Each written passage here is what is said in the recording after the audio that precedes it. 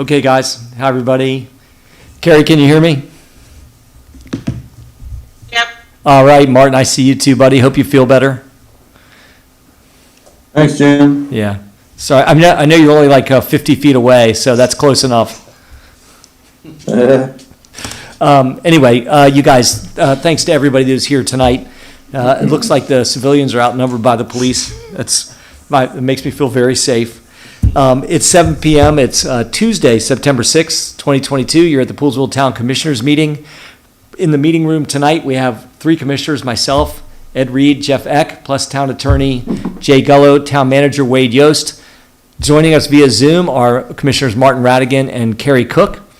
We've got a very special meeting tonight that's going to get started here in just a minute. Jeff, if you could, please lead us in the Pledge of Allegiance. I pledge allegiance to the flag of the United States of America and to the republic for which it stands, one nation, under God, indivisible, with liberty and justice for all. Thank you, Jim. Yep. Thank you, everybody. Thank you, Jeff. Okay, so tonight we've got special guests, which is awesome, and we also have some civilians that we're going to have some give and take with our special guests. I'm not sure if anybody's online that's going to jump in, but Wade, I know you're going to let me know if that's the case. And without further ado, I'd like to introduce Commander Hattenberg to be here tonight. Your microphone is on. Just aim that thing a little way your way there, and you're good to go. Do I need to hit it? Just twist this. You're on. Just twist that a little. There you go. All right. And she brought her great group of Montgomery County police officers as well. So who's that chiming in? Is that Carrie or Martin? Okay, got it. No worries. So, Commander, thank you for coming up. It's good to see you again. Oh, our pleasure. It's been a little while. I think we've met a couple times, and I know Link and I met down talking about issues, probably a year and a half, fair access issues some time ago. Yep. So thank you for gracing us with your presence, as well as you can introduce your officers if you want to. So, for those of you I haven't had the pleasure to meet, I'm Liz Hattenberg. I'm the commander of the Rockville District, which includes the lovely town of Poolesville. I unfortunately got transferred over to take over Rockville in January of 2020, just before the world closed. So I'm sure there's some folks I haven't met, but for those of you who have been standing out for the Fire Rescue Police drive-by at Christmas, I'm the one in the Santa outfit. So I do a little wave from my car. So if you guys have met me in my little elf Santa outfit, that would have been me. So I'd like to introduce, I brought my executive team -1 and my community service team. So, Sarge, you want to start? Just come on up, and guys, just come on up, and we'll introduce yourself and say what you do for the district in Poolesville. Hi, I'm Sergeant Ewan. I'm the supervisor for the community service section. So with me is one of my community service officer, Officer Beardsley. I'm also responsible for supervising one of our petty crime, actually patrol investigative unit detective. So, and again, this is my Officer Beardsley, I'm the Community Service Officer of the 1st District. I've been to several events in Poolesville, and I'll also see you again on Poolesville Day as well. Great. Hi, my name is O'Neill. I work directly with Commander Hattenberg. I'm one of her 3 deputy commanders. I've been a police officer 25 years, and we help her in any way we can to manage and help run the district. I'm the newest of the 3 executive officers. One, unfortunately, is not able to be here, but luckily we got Mark. How are you? Mark Sheeler. I'm also a deputy commander for the district. I've been on the department 29 years, and I've been in the 1st District since 2018. So glad to be here. Perfect. Thank you, guys. We were missing one lieutenant who has daddy daycare issues, who's at home with his brand new daughter. So we're all happy to be here. Hopefully you guys have some questions. Obviously, we did a little research for you guys for Poolesville and in general. It's been the last 6 months relatively quiet, minus one particular individual up here. So I guess we'll start with questions. Whatever you guys would like to know, we'll be happy to answer. Okay, good. Appreciate that. I know all of us are going to have questions. I'm going to just start off with, can you give us some clarity on, has there been any trend towards any type of crime out of the ordinary beyond what has taken place with this one gentleman? So we have had a trend up here, very quick, short, a couple incidents of theft of autos. The person in question is a juvenile, so I can't release a whole lot of information. He has been charged with 2 thefts of autos that we know of. We are aware of several other ones also up here. My detective, Sergeant Mark McCoy, and his officers have been working with Frederick City as well. The juvenile's been charged up there with some crimes. So we are looking at the totality of the circumstances, and we're waiting for some evidence to come back from fingerprints and whatnot, which will hopefully allow, if not charges on this individual, another individual. So hopefully we will have some charges forthcoming on the ones that haven't already been charged with. But besides the little blurb that this gentleman is causing up here, in general, no. It's you guys are relatively quiet. We may have a burglary pop up here or pop up there, but there hasn't really been any trends of noteworthy up here, and we like it up that way, and I'm sure you guys do as well. Oh, good, thank you for that. I appreciate the information on that. Go ahead, Jeff. Yeah, Commander, hi, I'm Jeff. I'm the one that organizes the center ride, so good to see you again. So I assume you know who the person is and where they live and all that kind of stuff? Yes, sir. Yeah, so do you have someone like in front of that person's house to follow them around or anything like that? No, unfortunately, we cannot. That's not something we're able to do. We are working with George Sims from the State's Attorney's Office. He's the community service State's Attorney. And whenever there's a particular issue, whether it's here or anywhere else in the county, that a particular house, whether it's a disorderly house or a particular person is running amok, for lack of better terms, and causing issues in the community, that's what he specializes on. So he is working with the Department of Juvenile Justice because this person's a juvenile. So it runs a little differently than when an adult is charged on how things are processed through the courts. But he's working closely with him and trying to figure out, does this individual need to be placed somewhere else? Is parents not able to keep an eye on him? We're working on that sort of stuff, and that's all things that happens kind of behind the scenes. And again, because the person's a juvenile, unfortunately, a lot of that stuff you guys will, you won't know. Yeah.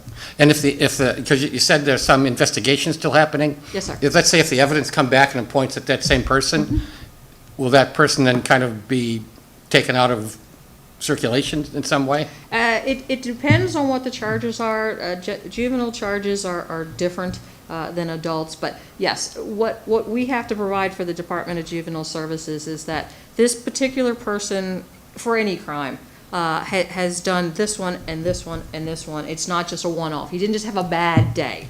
That he is responsible for multiple issues, and then the Department of Juvenile Justice looks at placing them in Noyes, which is a juvenile detention center, before the trials, and that unfortunately takes longer than I think any of us would like. Wow. But they tend to, on the first and sometimes the second and third, when it's a property crime, release them back to the parent instead of putting them where we would like them to go. But that's unfortunately not our call. All we can do is do the investigation, provide the paperwork for the Department of Justice, and they go, okay, we're placing, we're not placing, and that's where we're hoping George Sims from the Attorney's Office can get involved and give us a little hand with them and get things moving the way we'd like to see them.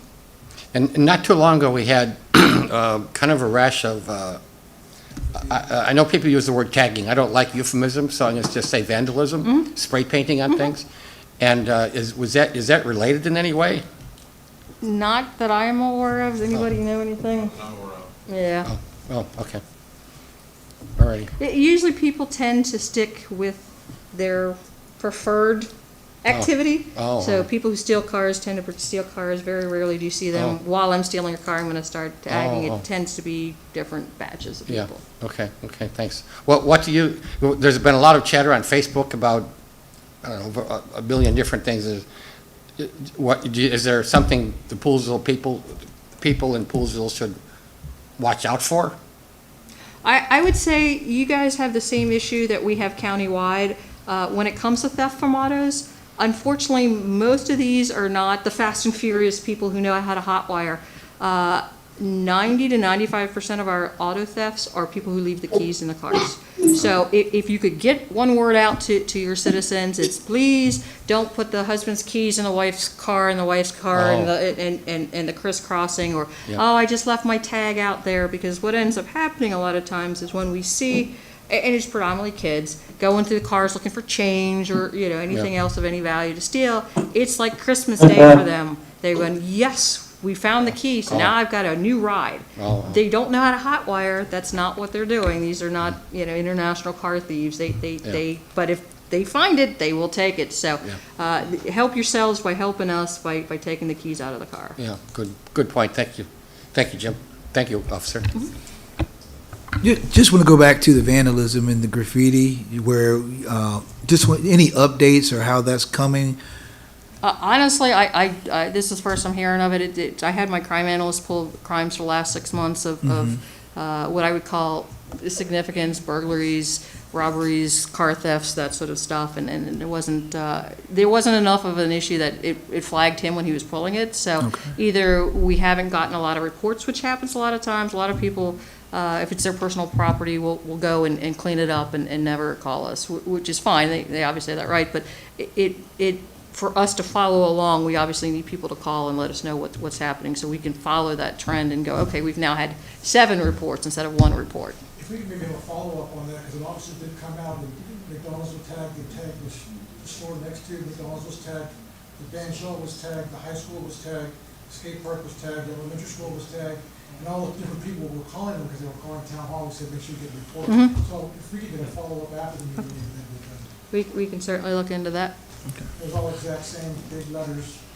Yeah, we have folks who are really good at deciphering that stuff, whether it's somebody's initial or whether it's a gang tag. And hopefully the officer took the report, took the photos, and we'll send it off to, excuse me, to have them look at it and decide, what exactly does it mean?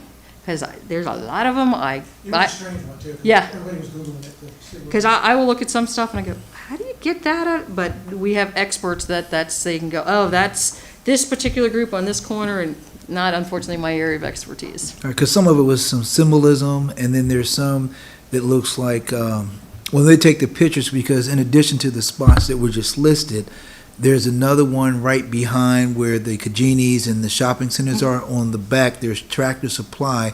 Then it looks like maybe a utility station or something that has something there too. I just noticed that driving in. Right, yeah, like I said, we have experts who can take a look at that and tell you exactly what it means, but unfortunately, I'm not one of them, and I'm not gonna pretend to guess what it means, so. And so then my interpretation of a takeaway from this discussion here, it would be for the community members to make sure that they don't just call town hall, which is fine, but also to report it in so it can be Absolutely. investigated. Yep, absolutely, thank because you. if there's just one person who calls one time, it's not a trend, it's not something that's on our radar, because we get reports all the time that come in and out. But if we get multiple points of multiple locations, then we can start, do we need to do something up here? Do we need to, talk to maybe the what are we calling them now? The CEOs over at Poolsville, it used to be SROs, over at Poolsville, and do they know something? Because they're usually a wealth of knowledge, because it's usually kids, and they're usually pretty good about knowing who's doing what, so. Is there a specific telephone number that should be called? The non-emergency, yes, sir, it's 301, Oh, I'll go right to town, yes. Yes. 301-279-8000. It goes to our dispatch center, the same as the 911, but it just doesn't take up a 911 for Yep. emergency. Okay, So they'll get the same dispatch, they'll send it out as a call, and we'll take it okay, from there. swell, thank you. Is there any idea to have more patrol cars visible in Poolsville? In general, no. I'm sure you guys are well aware, Montgomery County isn't the only police department that we are having our challenges right now with our numbers of patrol officers. Oh, yeah. We've run the last class graduated with 10. So it's the next class is in, and I think they're up to 30. So we're heading in the right direction, but Yeah, when yeah. you take a look at how how long it takes. It's 6 to a year to hire an officer, 6 months in the academy, 14 weeks in the FTO period. So you're almost 2 years out between the time we hire them to the time they're actually an officer on the road. On the good side, Rockville in general is one of the safest areas. So we do not get a lot of the officers as compared to like 3D or Silver Spring and Wheaton, which has a lot more significant, what we call Part 1 offenses. So we don't get a lot of the officers. We got 1 out of the last class of 10.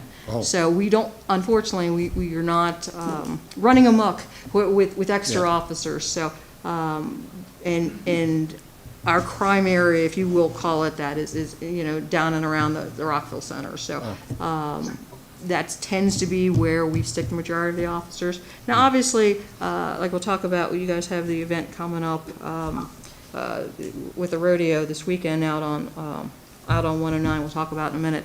We will up staff and we'll bring in extra officers because we're concerned with the traffic and issues that might bring. So we have an overtime detail that we've put out for that to up staff. But in general, no, unfortunately, I just don't have it, which is a good, because if you guys had issues, we'd have to send resources. But because you guys don't have major issues, it's not.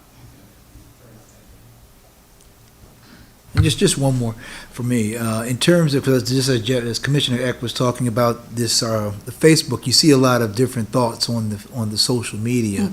But what might be a few tips or words of wisdom that you could share for our residents in terms of maybe some do's and do nots as we're going through this process? As far as social, what? In terms of just this issue where you see there's discussion about what should happen, what shouldn't happen, and I'm just thinking, what might be those words of wisdom from your perspective on how to deal with this auto theft issue that's starting to trend up? So I guess I would, if you were to put some tips out for social media, obviously, one, take the keys. Again, 95% of our cars in this district are stolen with keys in it, so please take your keys.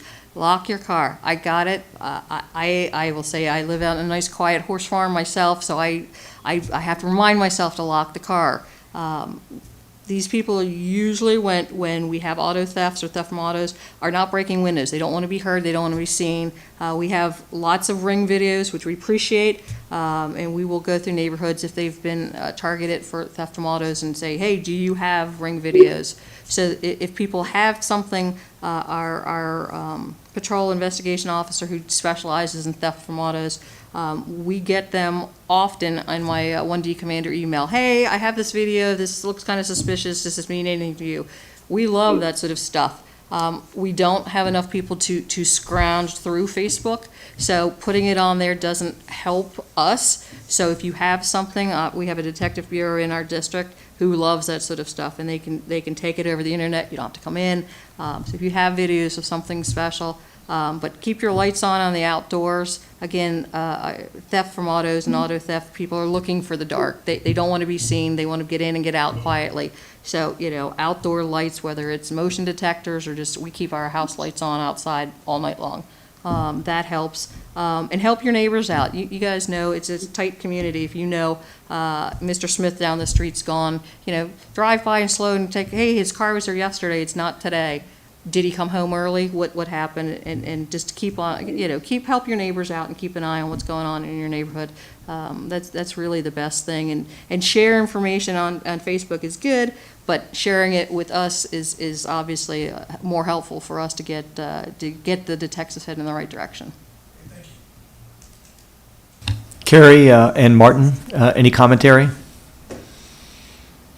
Yeah, I wanted to switch gears and ask I had two questions. Can you guys hear me okay? Yes. Yeah, all good. First of all, thank you so much. Thanks so much for being in Poolesville.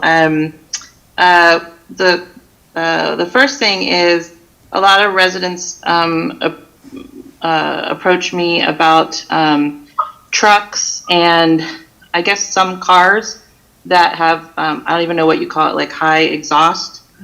Which I understand is a no-no in Montgomery County, and they often ask me, where's the enforcement of that? So I guess that's one question. And then the second one is, I recently was able to attend a City of Gaithersburg police active shooter presentation and training, and it was really, really great. And it made me think it might be neat to do something similar in Poolesville for town employees, and maybe even for other organizations. And I wonder if that's something that might be possible.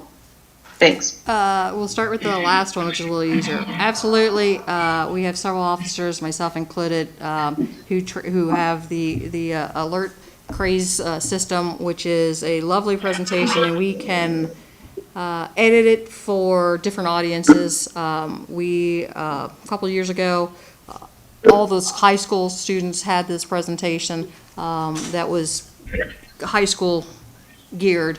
But it's a great presentation. It's called Run, Hide, Fight. It talks about, getting people in the mindset. That's the best thing to say this presentation is getting people in the mindset of what happens in the worst case scenario, because that's the couple seconds that it takes for people to get, is that what I think it is? What should I do? If you already have your mindset set on, there's a problem, here's my plan. Officers in general, and I can speak for all our officers, we train them when you walk into a building, okay, if something happens, where's the nearest exit? If I have to do this, and so our brains are constantly thinking. If we can get, residents to think in the same way, if I'm at church and God forbid somebody walks down the center aisle, how would I get my family out? How would I, if you're capable and trained and you feel safe to do it, how would I interrupt this gentleman from doing something bad? And so it's a great presentation to get people just thinking worst case scenarios. So we can certainly do that. It usually runs about an hour to 2 hours, depending on how in depth the people want to go. But there's some really good videos and some training. And again, it's mainly to get people thinking what to do with that. And on your first question, yes, ever since COVID hit, the obnoxious exhausts are everywhere. So part of the problem is it is a noise ordinance that we're not able to enforce because we don't have the training and the equipment to do it. What we've been working with our traffic division is working with the state to make it an easier charge to do, because right now it's what's called modifying the exhaust system of a vehicle, and you're not supposed to modify it, but the only way for us to know is it's you need a noise meter, and you'd have to do this and do that. It's very complicated, but the bottom line is it's almost an unenforceable one for us. We were working with the state last year before they closed, so hopefully, and it did not get passed, so hopefully it'll come back up to have them create a law that allows us to do more enforcement of it, because right now the one they have on the book is nearly impossible for us. But yes, we got complaints up and down I-200 with people being loud with the exhaust, and my neighbor has one that drives my dog nuts, so I understand your frustration with it. It's usually on a jacked up pickup truck by boys. So it's, I get it. It is a very difficult one for us to enforce. And so that's where we've taken it, is up to the state to see if we can work on another angle to get an easier enforcement for it. Because right now it's very difficult for us to do. Gotcha. All right. Thank you so much. Appreciate it. Mm-hmm. And if you'd like the training, you can reach out to, you guys have my email, our community service officer, and we'll get that on the books for you guys. Yeah, I definitely, I'm checking for exits every time I enter a building now, so Hey, it was a good trip. That's great. I mean, you know, especially when you have your family with you, and that's something we teach in the training. Thank you. Thanks, Carrie. That was good questions. Martin, I know you've got something.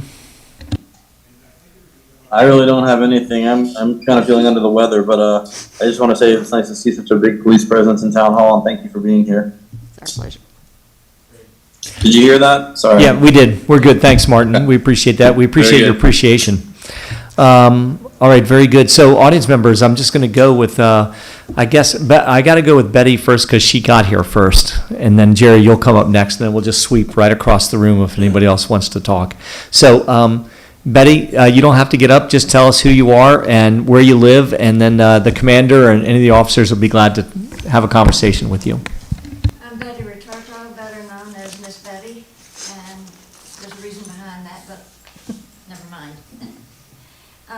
One of the main problems here in Poolsville is lack of visibility of officers to come through, make a round through town, go around the subdivisions, see what's going on. If you're here for 5 minutes, fine. Don't come through town and go up to the firehouse or go up to the park and sit there. I mean, we need visibility. I know that I live across the street, by the way, and kids that are coming through, if they see a police car, they're not gonna do anything. They will say they're not gonna do anything. Oh, I saw a cop a little while ago, we gotta cool it. Well, we can certainly talk to the officers who work up here. Like I said, unfortunately, we have one a shift up here, so we don't have a lot, and I'm not gonna sit here and tell you I'm gonna stick 12 up here, because it's just No, unfortunately, I'm but fully aware of that. My daughter was a dispatcher for 20 years. then you know best. But yeah, we can certainly reach out to our officers to see what they can do as far as being in the area. If they're just here for, go around to the streets, make themselves visible, okay? You can, say hi to somebody and, okay. I mean, I've had kids tell me one of the people who's responsible for the graffiti. And I've tried to talk to somebody about it. They don't want to hear it. Okay, well, obviously, we would like that information if you have it, and give the officer certainly some place, and we will, I see somebody reaching for a card already back there, so we'll get that before we leave today. And there's, another thing is the speeding in town. Jim and I have discussed that. There's a lot of speeding, especially after 11 o'clock at night. They're coming through, they're coming over to the park, they're making noise at the park, and yelling and screaming and whatever. I almost had to call the other night because there was about 20 over there, and some females started screaming rape, and I thought, oh my God.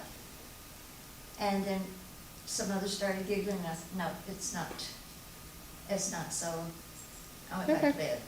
Obviously, we have the non-emergency number that I gave you guys earlier. If you have a noise complaint and it's after hours and it's bothering you and you want to go to sleep, please call us and we'll have the officer come out. Like I said, I have one officer up here usually after 11 o'clock at night, and so he can't be everywhere. So if there's a particular spot, then that's something we need to hear from you folks about. Hey, at night we're having this issue at this location or not, and so we can direct him. It's mainly Fisher Avenue. Yeah, Betty, good call. So, and by the way, you guys probably know that Betty lives right next to the McDonald's, in between the Dunkin' Donuts and the McDonald's, so probably our most traveled, visible place in Poolsville, and she's right. And we used to have some enforcement when Officer Howard was still here, and he would park his car right in front of the area there, and it was quite effective, actually. So if I were to ask for anything, and it's not just Miss Betty is our squeaky wheel, but that is the spot to be, is parked right almost in front of her place. So part of the issue we have is we used to have a motor team.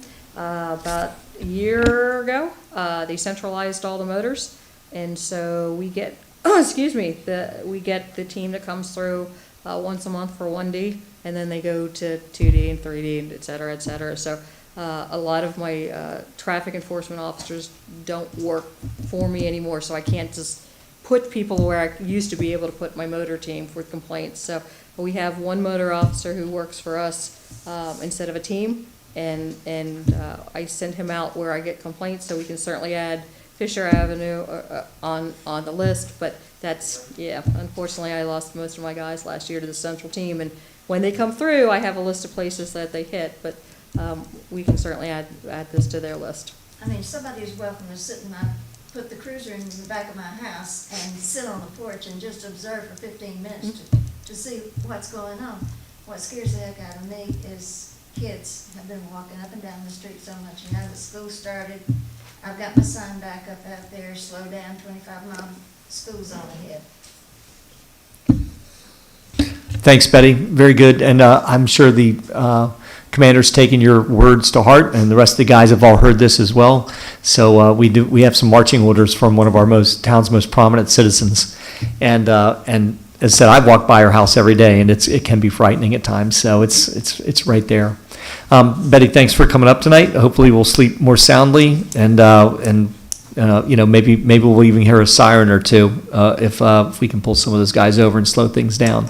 Jerry Klobakowski is our next speaker, and Jerry is a former commissioner, and Yeah, I'm a resident, Jerry Klobakowski. I was a resident of Poolsville for 42 years, and I was a commissioner for about 24. And I've heard what you said over and over and over again. You never have enough people, police. You know what? After a while, that rings hollow. And it's like, I guess, because I remember when I was president of the Maryland Municipal League, Montgomery County chapter, we used to have the district, or well, Chief Manger, and I can't remember his name off of the new chief of Montgomery County Police, come to a meeting where all the municipalities would meet and they would discuss your side of the story with respect to what MCP is facing in with respect to finances and policemen and everything else. But I'm really tired after 42 years of not hearing. You can't have somebody here 24 hours a day, 7 days a week. To me, that just rings hollow. And I guess what we need to do is talk to our county councilmen and our county exec and beat on them to say this is unacceptable. All right? I highly endorse that, sir. Okay, so the other question is we used to get a report back when 1996, and then it stopped. But it told you by code and by street address all the crimes that were committed, and you could find out which were burglaries, assaults, whatever. All right, we don't get that anymore. So I can tell you what happened with that. I know, it has to do with privacy and all No, that no, stuff. no, it went online. There is, if you Okay. log into Montgomery County Police Department and you say, I'd like to know about 123 Main Street, you type in 123 Main Street, Well, it this will was- tell you everything that's This happened. was Poolsville. This was Poolsville. Right, I'm just saying, it is Yeah. countywide, even Poolsville is on this great We were chart. never told that. I was So, never told that. It's something the Alright. county created, it is great, because it allows you to drill down as much or as little as you want. You want just this one house, you want this one block, this one, it'll tell you everything you need to know on crime in your area. All right, but here's the thing. There are trends that you can look at, and I'm not sure whether I'm stating this correctly or not, but some of these criminals tend to move from one area to the other because they know that if they stay in one area, it's going to get hot and the police are going to be there. So they transition around the whole county. Is there any way that you guys look at it trends, like they're in Silver Spring, they're in Wheaton, they're in Glenmont, they're over in Somerset, they're here, they're that, they're over in Darnestown, and the next place is Poolsville. Does anybody sort of do that sort of correlation? So we do have crime analysts who look at crime trends, sprees, et cetera, et cetera. Obviously, if they're in a particular area, it helps the officers and our undercover guys figure out where they need to be. I don't know that we have anybody who's got a magic ball that's good enough to say, well, they went from Darnestown, they gotta hit Poolsville next. We don't have that. That's not something. Okay. We certainly have our crime analysts who can tell you, we've hit this area, this is what we're looking for, and that's when I send out my special assignment team, who are a team of officers who are in plain cars and plain clothes, and they just were out and made a fabulous arrest just the other night of a international team that has been going up and down 95 and doing burglaries, and they were able to work with other departments and go out in their plain clothes because we able to follow the pattern for that, and they were able to make the arrest. So yes, we do certainly look at that stuff, and we do put resources in a particular area if we know we're having a trend.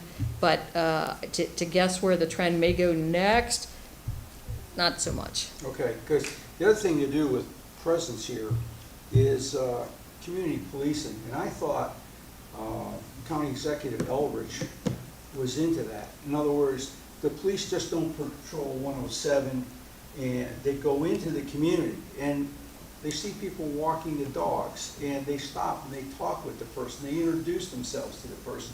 They interact with them. They ask them, are there any problems in this area that you know of, et cetera, et cetera, et cetera. So basically what you're telling me, because you don't have the police up here, presence up here, you can't do police, community policing? Didn't, Okay. didn't say that at all, sir. Okay. I have two of my officers right here, the sergeant and the officer, who, that is their whole purpose, is community service, and Okay, 'cause we I will don't all. see them Okay. going down my street or talking with Well, anybody. again, sir. And anyway, okay. I'm not gonna tell you I've got 50 people up here at all hours, I No, I don't. wouldn't expect you would. But that being said, they are out here, and they certainly are up during the school hours and watching traffic up during that sort of stuff, but, are they out walking a footbeat? No, no.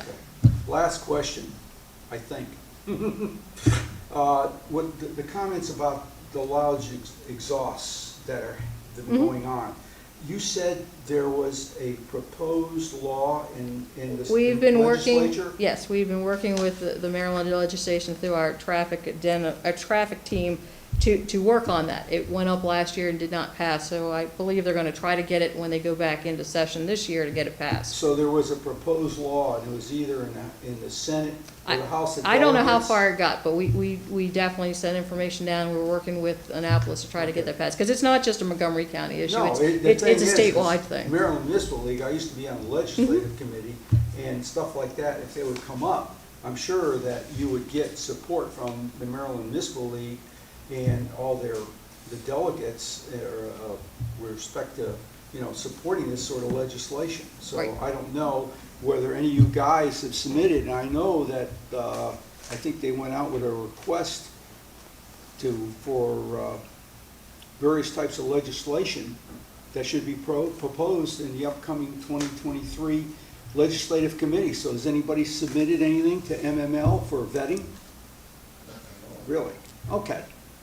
Well, congratulations on coming back to Poolsville. It's good to see you. Well, you guys will see me up here on the 16th, 17th, whatever that Saturday is. We'll be up with the table, and you'll see most of us back again next Saturday. Well, good. I'm glad to welcome you all back and see you here, and hope we see your faces more frequently than we have in the past. Thank you. Thank you for that, Jerry. Lynn, did you have anything? I'm here because my father's home, which is right next door to my home, was one of the houses that was broke into and his vehicle stolen. But luckily, I don't know how the detective did it so fast, but he did catch the suspect. He had keys on him. He had keys from our house with him. And, but I feel he really needs help. He needs to be put somewhere to get help. Yeah, and I don't know where, how, you guys would go about that. You got the, I know the noise center, but. That's where I was talking about earlier. Okay. Yeah, I heard you say that as well. That all goes to the Department of Juvenile Justice, Yeah. along with our state's attorney who does the community service issues, and that's up to them. Unfortunately, when we make the arrest of an adult, it's very easy. We take them to central processing and that's it, and they get charged and they get their court date. Juveniles are a completely separate animal, and we have to work with the Department of Juvenile Services. And one of the things we're working now is to show them that this wasn't a one-off. This is a trend, that this young man, whether he needs mental health or he needs criminal justice health, I don't know, but clearly something. And that's what we're working with the Department of Justice. And like I said, we just had a meeting this afternoon with all of them, try to move it along. That's but what the detective I'm working with had told me as well. But I think like the community wanted to hear, will this go where he get help and that sort of thing. Right, and that's what we're trying to do, obviously. Yeah, but it takes time, as you were saying. It does, and it's frustrating. We'd like it to happen in 30 seconds or less, but Sure, it doesn't, because the Department of Justice looks at, what in general, what is this individual's family? Are they coming from a loving family, mom, dad trying to help him, or is it a single parent who's like, not my problem, good luck? Because all that stuff plays into what can they do, what can they provide, and how much are the parents willing to help, that sort of stuff. It all feeds into, and I don't know this particular individual's background, but that's all the stuff they have to look into before they're willing to place. and the juvenile laws have changed drastically this year. And getting juveniles placed is unfortunately becoming even more increasingly difficult because of the new legislation that went in. I know he's had severe trauma in his life, but, yeah, I can't say much now, but personally, I could talk to you. But yeah, that was my concern, is because obviously he cannot drive. He has tore up every vehicle he's been in. So I'm afraid he's gonna hurt somebody, himself. Yep. Yeah. I 100% agree with you. Yeah. I absolutely agree with you on that. And unfortunately, like I said, it has been a hot topic in the first district, sure. As well as in the Germantown district on activities and what to deal with. I guess all I can tell you is it has been discussed at length, especially today, on trying to make something happen, but some of it's out of our hands. I was impressed on how fast the detective got the suspect, and he had all our keys on him, and you know I don't know if I can say the detective's name that I'm working with or not. So he sent me pictures. He goes, are these your keys? And it was like 6 sets of keys. I'm like, oh my God, they're all our keys. Yep. So, but I am impressed on how fast he worked. I will say that. Good. Thank you. Jim, Yeah, go ahead. Lynn, thank you very much for that. I appreciate it, and thanks for providing some clarity to that individual situation. And Commander, thanks for your response on that. Jerry? Yeah, I was just speaking with a gentleman this afternoon, and he said that 2 young kids approached his house, and when they saw the doorbell there, whatever type he had, they ran away really fast. My question to you is, if people, I know Montgomery County is encouraging people to get these doorbells, et cetera, that can see up, can look at out front of their house, is there an email address that someone could send this video to the police so they could see, and pursue these people? Well, first, you can obviously look into whether they were up to anything in the neighborhood, but that's where I was talking about the Ring doorbell. We have our patrol investigative unit that she gets all that email stuff and she looks through it and says, okay, well, obviously what you described isn't a crime, but did we have then that night down the street theft from auto, and they're okay, these two maybe they have some correlation, they can start looking into it. So yes. We do take that video, they do look through it. We highly recommend, there's obviously several manufacturers and companies out there that have it. I think it's a great tool, and I know the county is working on a system where you can give your authority to the departments. You sign a release that said, hey, if there's a crime in your neighborhood at 123 and I'm at 125, I've registered my house as one that has video, and I will happily release it to you. And so that there are ways to get pre-registered for that sort of stuff, but yes. So it's basically you have to sign a release, or right now, is that already in effect? I know they were working on it. I don't know.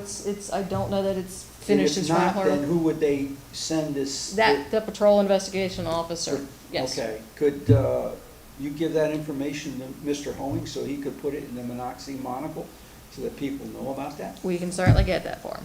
Thank you very much. Appreciate that, Jerry. Anybody else in the audience have any comments for the commander or her crew? None? Anybody online? Nobody else stepped up? Nope. Other commissioners? Jeff? Yeah, I just had maybe one suggestion, maybe speaking out of turn a little bit here, but I'm with the Upper Montgomery County Volunteer Fire Station at Darnestown, the Santa Ride thing. And there's probably about, I don't know, a good number, 15 or 20 police officers that park at the station at night, and then they take their personal car and go home. And I'm just wondering if it's possible, because normally they just obviously go up 28 and they bypass Poolsville on the way to park their car and switch their car and then go home. And I'm just wondering out loud, is it possible if you could ask them, maybe we could ask them through the fire station, but maybe it would be more useful if you asked them, hey, just drive through, just take 5 extra minutes and drive through a neighborhood in Poolsville, just to add a little visibility on your way to park your car. Yeah, we can I have no idea whose vehicles those are, but we could certainly look into that. We'll have to do Yeah. a little research. I don't offhand know who parks there, but. Yeah, Because yeah. they're, obviously, they're throughout the county on their way up to Frederick, Yeah. so it's different Yeah, different yeah. officers, but. Yeah, it just seems like maybe it's, since there are quite a number of the police folks that park there, maybe it could, like I'm saying, they just drive through Poolsville instead of going up 28 and take a few extra minutes, and then that'll add to the visibility. Unfortunately, ever since the COVID thing, because we used to have, like Miss Betty was mentioning, we used to have like a really super duper relationship with the police officers here, because they'd come in for coffee, a cold night or whatever. And ever since the COVID thing, that was no longer possible. So we know they're parked there, but we, just when they come and go, we say, wave, and that was about it. Yeah. Another thing that got attacked by COVID, unfortunately. Yeah, yep. Thank you, officer. Ed, anything else on your side? Let's see. Just want to say thank you for coming through and taking the time, and I know we've been here for a little while, and I really appreciate the position that you all are in, trying to manage things that you don't control, but trying to do the best you can with what you have. So I just want to say thank you. Appreciate that, sir. Before I leave, I just want to let you guys know, I know it's outside technically the city limits, but will affect you guys. We were just informed today that there's a rodeo that will be happening up at the polo fields this Saturday. Originally, we were told about 1,000 people. The promoter is now saying closer to 5,000, which will be an issue with getting that many people in and out of this area. We've got some folks on overtime who you'll see up at 28 and 109 and 109 and 107 to provide a heavy presence. So when they come into town, hopefully they'll get the hint to behave themselves on the way out of town. But we were not expecting quite that many. Alcohol has already approved the permit, so there will be an event this Saturday. It's from 1 to 8, and we're going to see what we can do about upping our numbers out here, because that's to go from 1,000 to 5,000 is a significant jump on vehicles as far as coming and going out of town. But we were just told this afternoon of that, so. Go ahead, Lynn. I know, like Sunny and the restaurants here in town, even McDonald's, when we have an event like that, there's gonna be that many people, they like to know, so they're prepared as well. Yep, like I said, we literally found that out about 3 o'clock this afternoon, so we've got some information sharing to do in the next couple of days, but thank you. So Jeff and I will spread it to the chamber. The chamber will kick it out to the members so they can get up to speed on that. And Commander, is there any way to check the permit on that to see if that's really something that they can be allowed to do on this? Because that sounds way out of bounds in terms of people. That's a major event. I would agree with you on that. We were on, myself and Lieutenant O'Neill, along with our traffic lieutenant, were on a conference call this afternoon, and we're surprised when we were told that the last permit we knew of was 1,000, which is way different than 5,000, but apparently the alcohol board has already approved it. Well, hopefully they can help administrate it then, because it doesn't sound great. There will be inspectors out from their office throughout the event to ensure that they've got the alcohol professional folks who are supposed to monitor over-serving and underage and all that sort of stuff, because there is a requirement that they have those folks on scene, so they will be checking that, checking things as minute as, where did you buy all this beer? They're buying obviously some from the county, but you can't import it over the state lines for this sort of event, so they'll be checking all that sort of stuff and making sure that they've got as much. But obviously, whenever you bring 5,000 people into a one lane road, it's going to be a problem for traffic. And that's obviously a concern for ours, as well as, over-serving and making sure when folks leave that they're not leaving intoxicated. So, please just do us a favor and double check the legality of that permit and make sure that that's up to speed, because that just doesn't sound right. Jeff, how many people do we get for 4th of July normally? Well, on a lucky time, we probably have about 2,000 to 2,500. I mean, that's, double that on that road is going to be something else. Absolutely. So I would really appreciate it if you would give it a double check. Yep. Because that just sounds way out of bounds and like it's growing out of proportion. It reminded me of the house party that was going to be, that got canceled. That was something else. A lot of tickets sold. Right. Unfortunately, part of the issue is that it's on private property.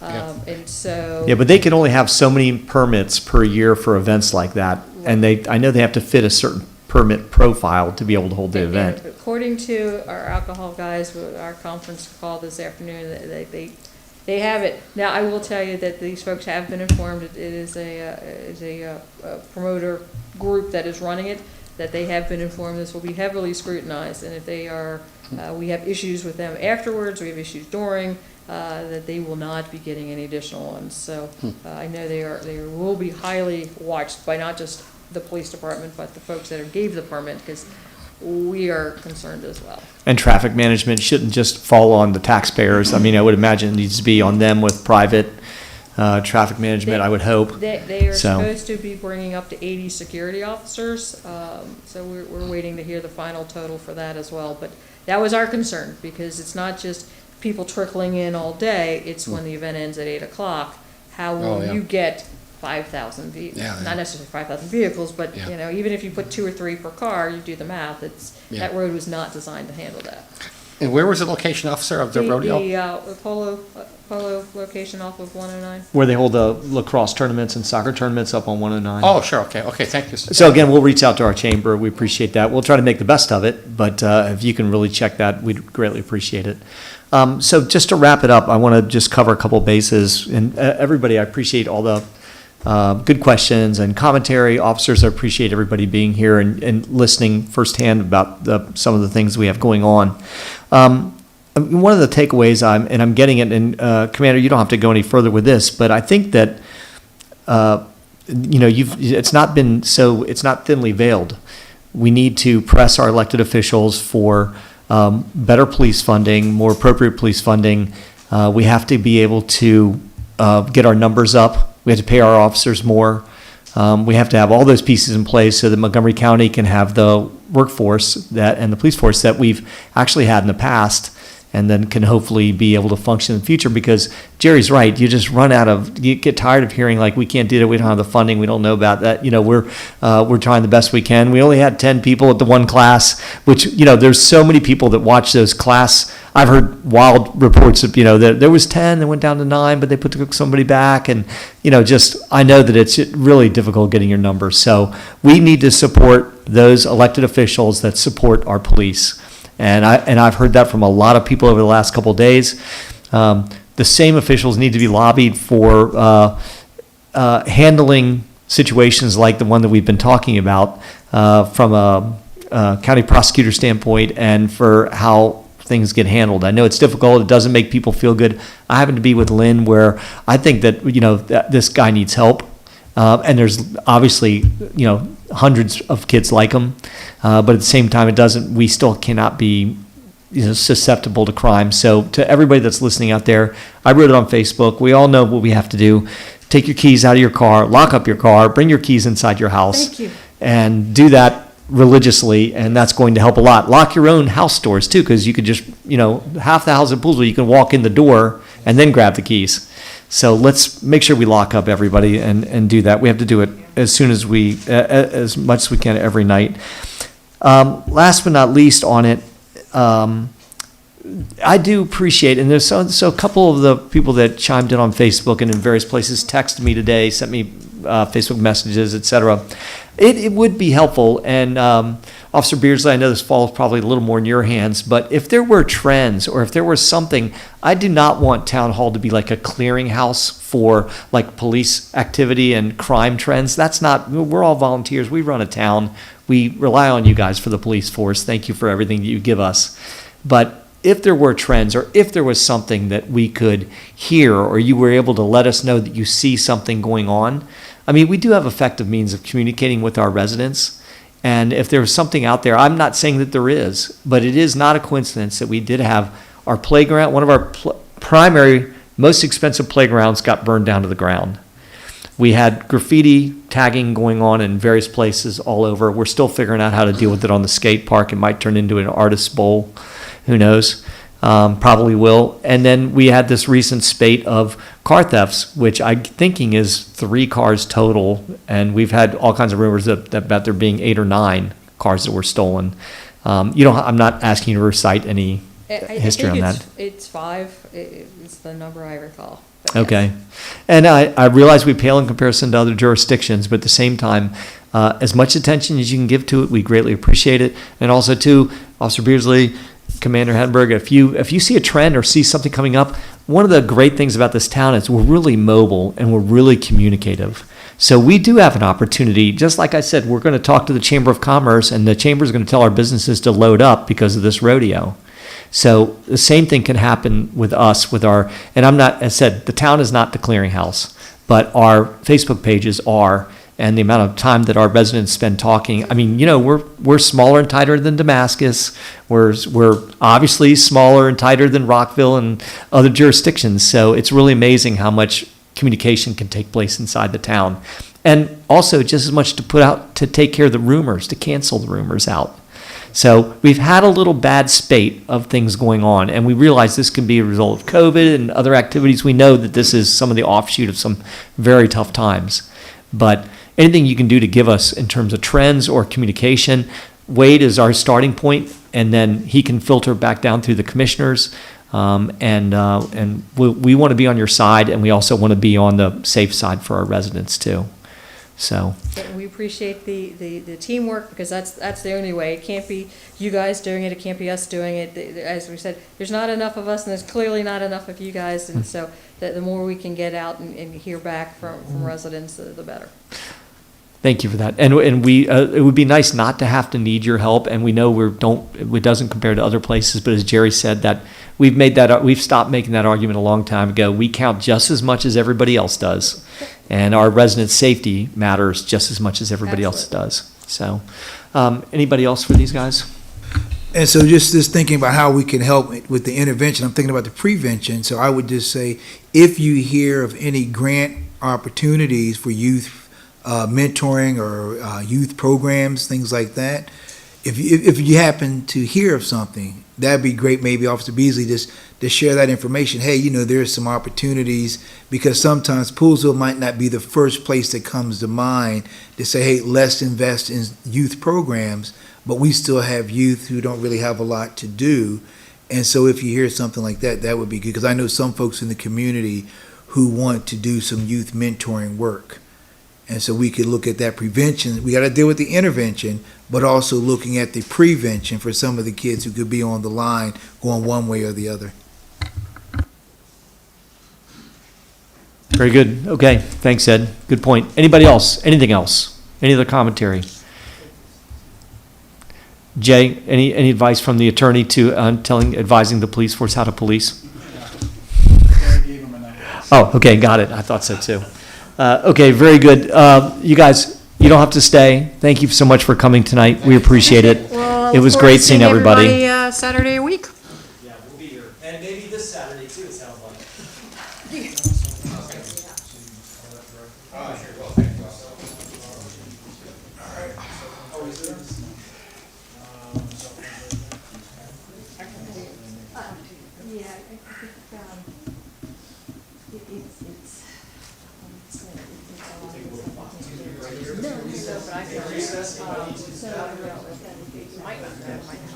Actually, I'm not the Okay.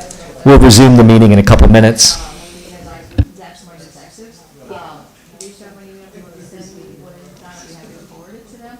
But it's, that's something they need to work on. It's funny, I didn't say something. Mentioned that you're gonna start next Saturday. Next Saturday is Poolsville Day, right? And so we will be all out. Our table right next to the museum table, we have there with a bunch of literature and giveaways and stuff. And there's a race in the morning while they will be helping out with it. Yeah, I was just curious. Thank you, Sarah. Yeah, no, we have obviously different officers in different shifts, we have 3 shifts that run days, evenings, and midnights, so each shift has officers that works up here, so they did. I think we have 6 total, so, yeah. I've worked up here previously, either on a specialized unit or in a patrol capacity. People, I just got a list of who said yes in our evites, so I just want to make sure I'm not missing it. And every morning I see Supposedly, I get an email from the Montgomery County Police, one of the officers said they were going to send somebody through. So I haven't seen any responses. Someone's going to be there. Yeah. If they call me, we can talk it through, and I'll try to resource out as best I can. Okay. Thank you. You're gonna be there before Christmas. Kelly Brown. She said yes, she's from there. I don't recognize you without the outfit. That's great, that's good. That's good. We have fun. Let them know about on Saturday. Yeah. Yes, I was. Oh, yeah. Yeah, you enjoy that, you have a good time. Oh, yeah, you do. Yeah, you do. Yeah, oh, they do. Which is here, yeah. Yeah.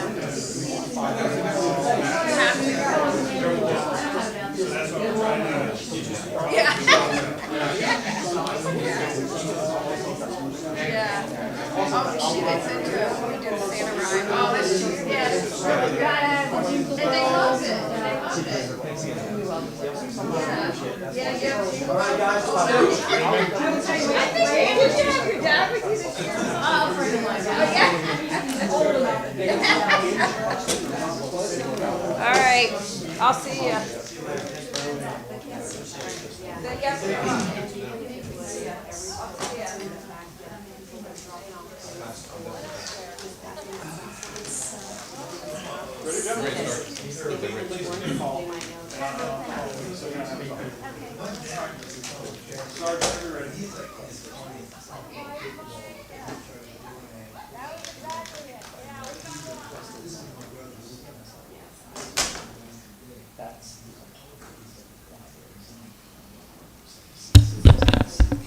All right, you guys, thank you so much. That was a great visit, good conversation. I hope for anybody that's listening online or the people that are going to be seeing this on Facebook or wherever they're going to see it, I hope we address the concerns of the residents as best we could. You can see we do have a pipeline for information to our Montgomery County Police, and we're going to try to strengthen that pipeline as we traditionally do at various times, especially when we have a series of situations pop up. So there we have it. Carrie, are you up and running online right now? Okay, I guess, Martin, are you okay? To go ahead, you want to give a committee report? Yep, sure can. Okay, thank you. So the planning commission met a while ago now, back in early August, and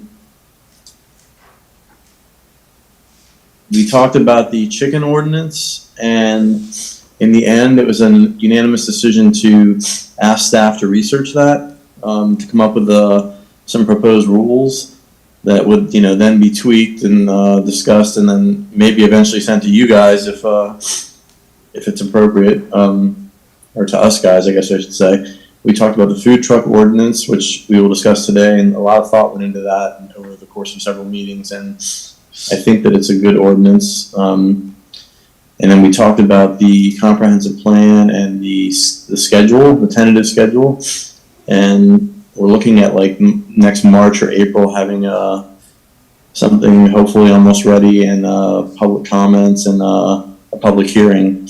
And between that, there's like just a bunch of stuff going on, like just getting through that and the components of writing it. So that was the last planning commission meeting. That's a good wrap up.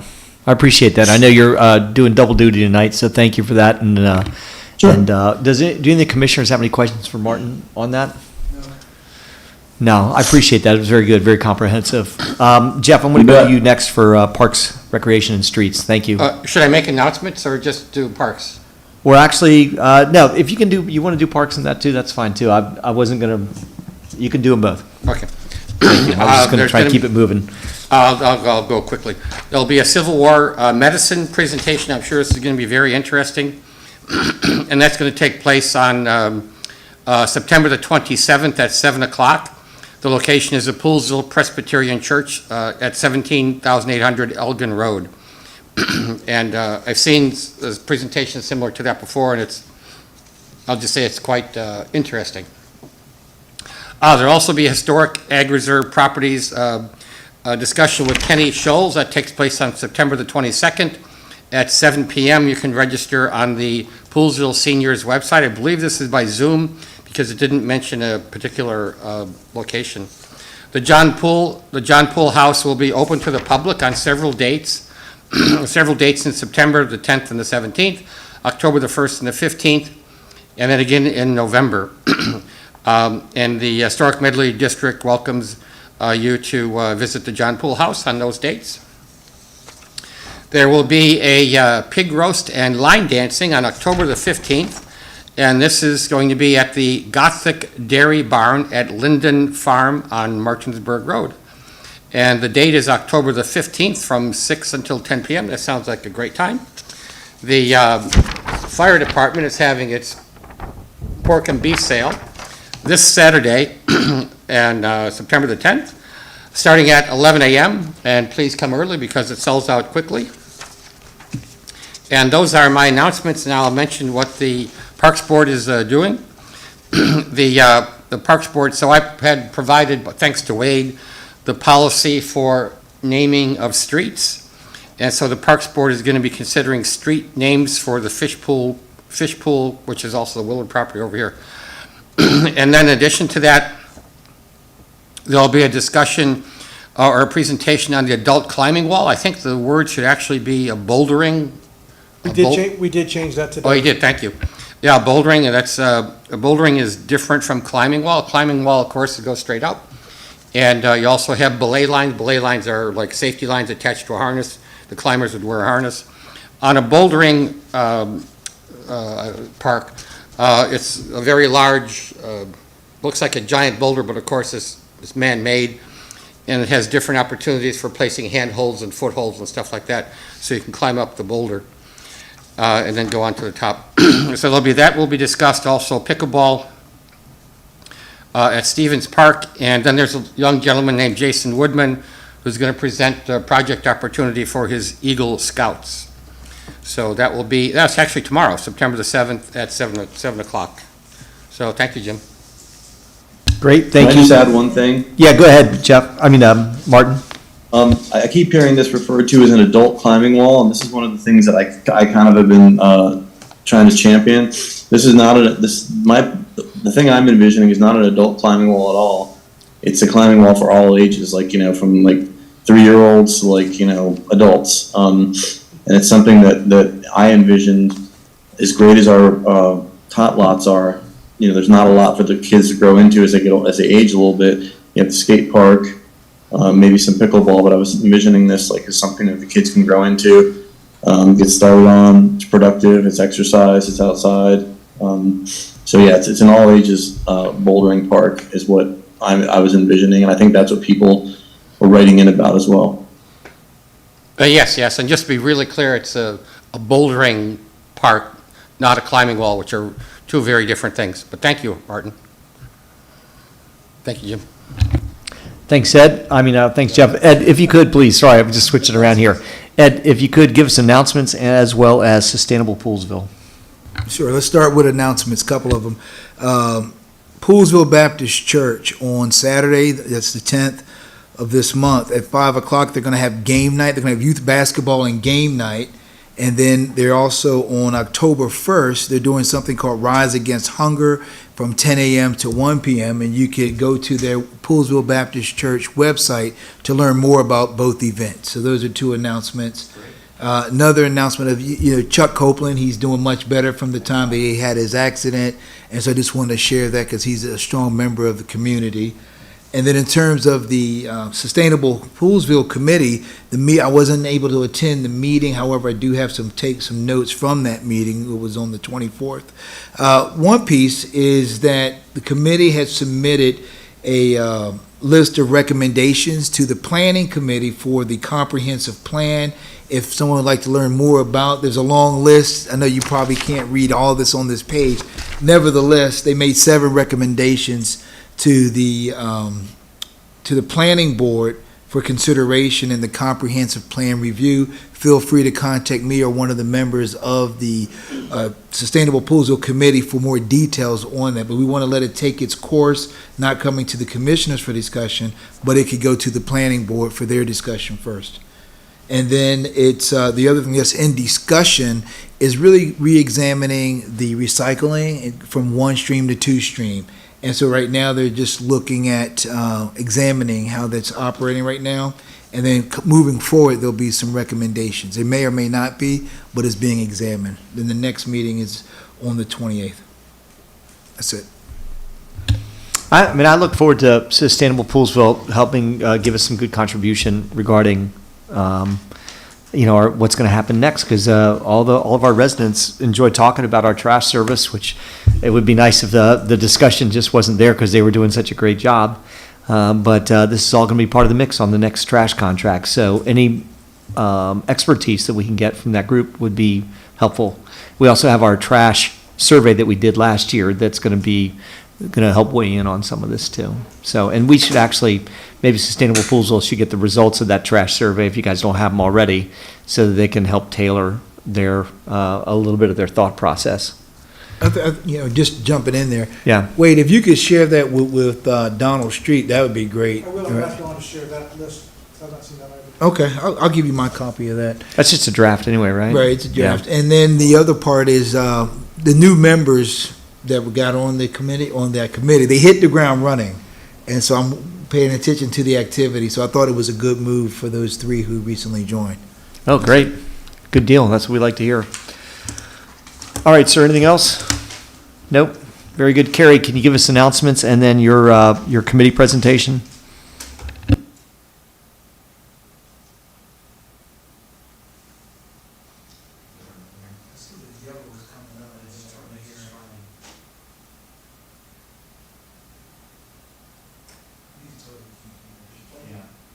Can you hear, Carrie, can you hear us? We can't hear you. You're still on mute. Oh, there, you're off mute. No sound.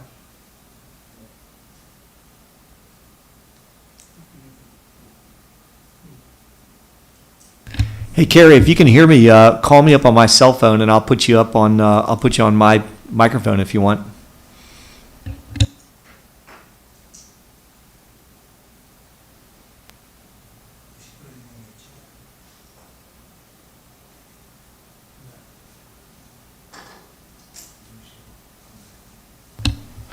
Okay. She's trying again right now. She's trying to come back. Give her a second.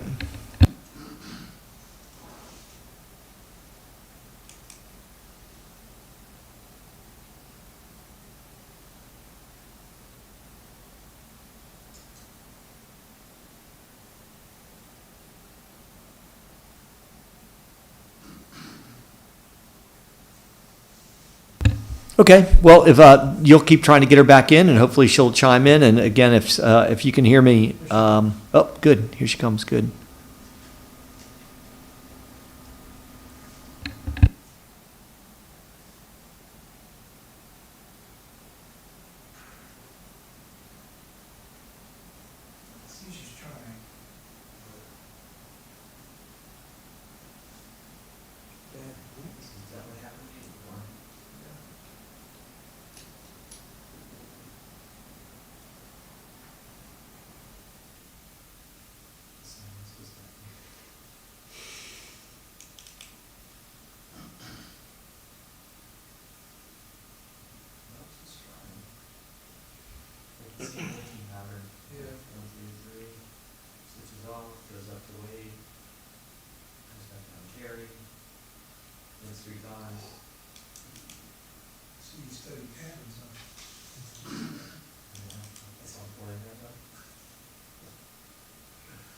Best to call in. Yeah, anyway, okay, Carrie, if you can still hear us, then as I said, my cell phone's up. You're glad to call me. I'll put you on speaker and put you on the microphone if you want to come in. And then if you do get through, then just let us know or speak out, and definitely you can chime in. For my announcements, I'm just going to combine it with Fair Access. I mean, Fair Access is where the announcements are right now.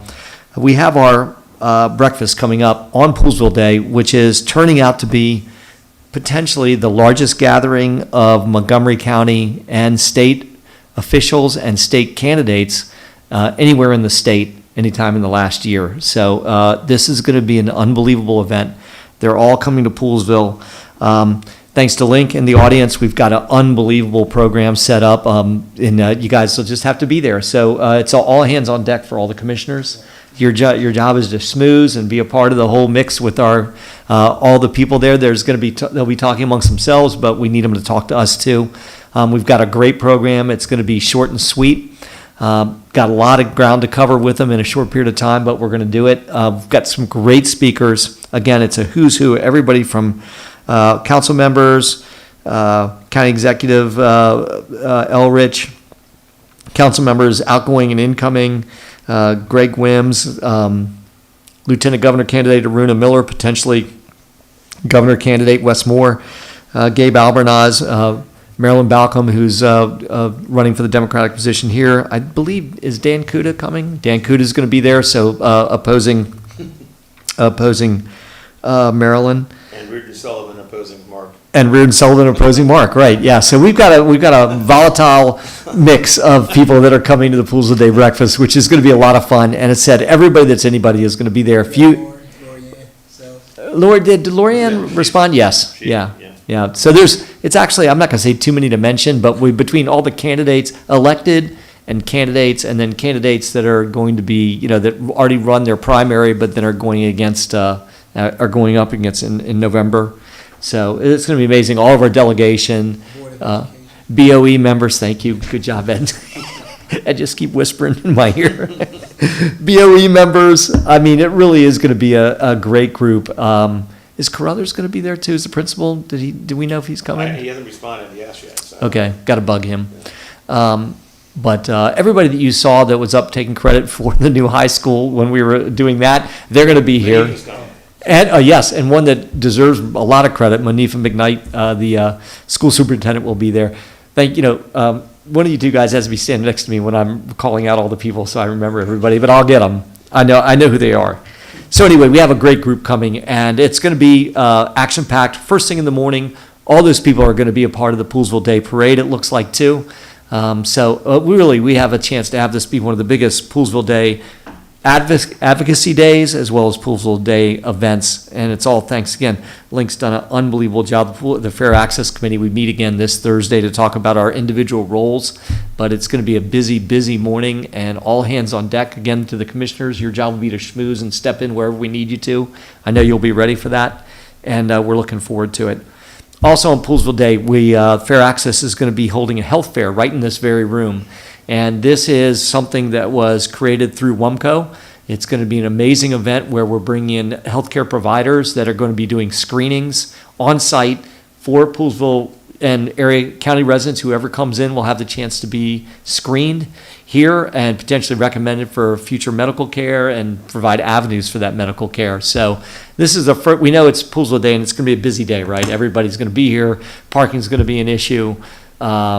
But where else can you get hopefully 10,000 people to come in and potentially get a chance to get some health screening, and with professionals that are also vested in the community?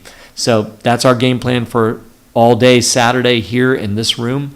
And again, anybody of you guys that there may be a need for helping out in some way, shape, or form, traffic management, getting people in and out, we ask, the commissioners are a really responsible group. We know you guys are going to step up if we need you guys to do it. Lincoln and I had a chance to meet with Monifa and Andrew up at Locals the other day, and we just had a short conversation. They were actually having breakfast, and we intruded on it like we always do. But boy, we couldn't have two people more in our corner right now, and it's been Monifa's commitment as well as Andrew's commitment to getting us the right size gym, as well as getting our community center built. These are major advocacy positions. These are both leaders in that advocacy. They both, it's like they just now, it's like Pavlov. They see Link or myself and they see full-size gym, and community center, so it's good. The training has gone well. They know exactly what's on our minds besides, hey, how you doing? So that was great seeing those guys. The community center POR, so that's the county's program of requirements that they're forming for our community center. I'm pleased. First of all, Link and I met with the people that are working on it, and when we did, we were shocked at how far along it was and how deep they had already gotten into the POR. Since then, they've asked for a whole nother round through Link of the people that are that need to be interviewed, community leaders, community groups that will all potentially be users of the community center. They've expanded that group, which to me and to us makes us think that we're like next level, and that they're digging in deeper to make the case for the community center and engaging as many stakeholders as they can in order to get there. So this POR, there's a substantial amount of money that had to be dedicated to the POR early through the county executive's office. That money was dedicated, and it feels like they're using every penny of it to try and make the case. So we're keeping a close eye on that. White's Ferry, people have asked about White's Ferry. You guys, if you see me put commentary on Facebook, I'm usually trying to put water on the fire, not gasoline. And so I had several people reach out to me about White's Ferry when I responded to the post on that. And truth be told, as of today, we really haven't seen much progress. I wish I had something better to report. We've got some more strategy piece. Seems like we always have more strategy coming, but we still have coming up on 2 years, same end result. So hopefully we've got some direction on that, and I'll keep the group updated as we go along. So that's all I have in terms of fair access. A lot on our plate, busy time coming up. Pool Today breakfast is big, and then advocacy for some of these elected positions coming up and squeezing promises out of these elected officials before November. That's our goal. Anybody have any questions for me? I know it took way too long. Just one quick thing, so. Yeah. You said, yeah, it took too long. Just one quick thing. So I'm with you. sometime back, maybe a couple weeks back, I confirmed with you that I would invite the fire chief, and he will be there. Oh, great. So if you got to tell me if he's expected to say to speak or just. He will get introduced by me. Okay, So swell. make sure let's talk that morning, and I give him his due. Okay, swell, thank you. So thank you for doing that too, and he plays an important role in our lives up here. So thank you for that, and thank you for reaching out to him. There was somebody else too, Jeff, that I was going to ask you to talk to, but I can't remember what it is right now. But it'll hit me. Okay, very good. Anything else? Any other questions from the commissioners on that? Did Carrie join us? She's still trying. I see her going I see the green box blinking. Okay. Well, it's a standing invite. If you can hear me, give me a call. My cell phone's on, and I'd gladly put you on speakerphone. All right, very good. Public comment. Looks like nobody's online, right? That's correct. Jerry, any public comment? Yes, sir.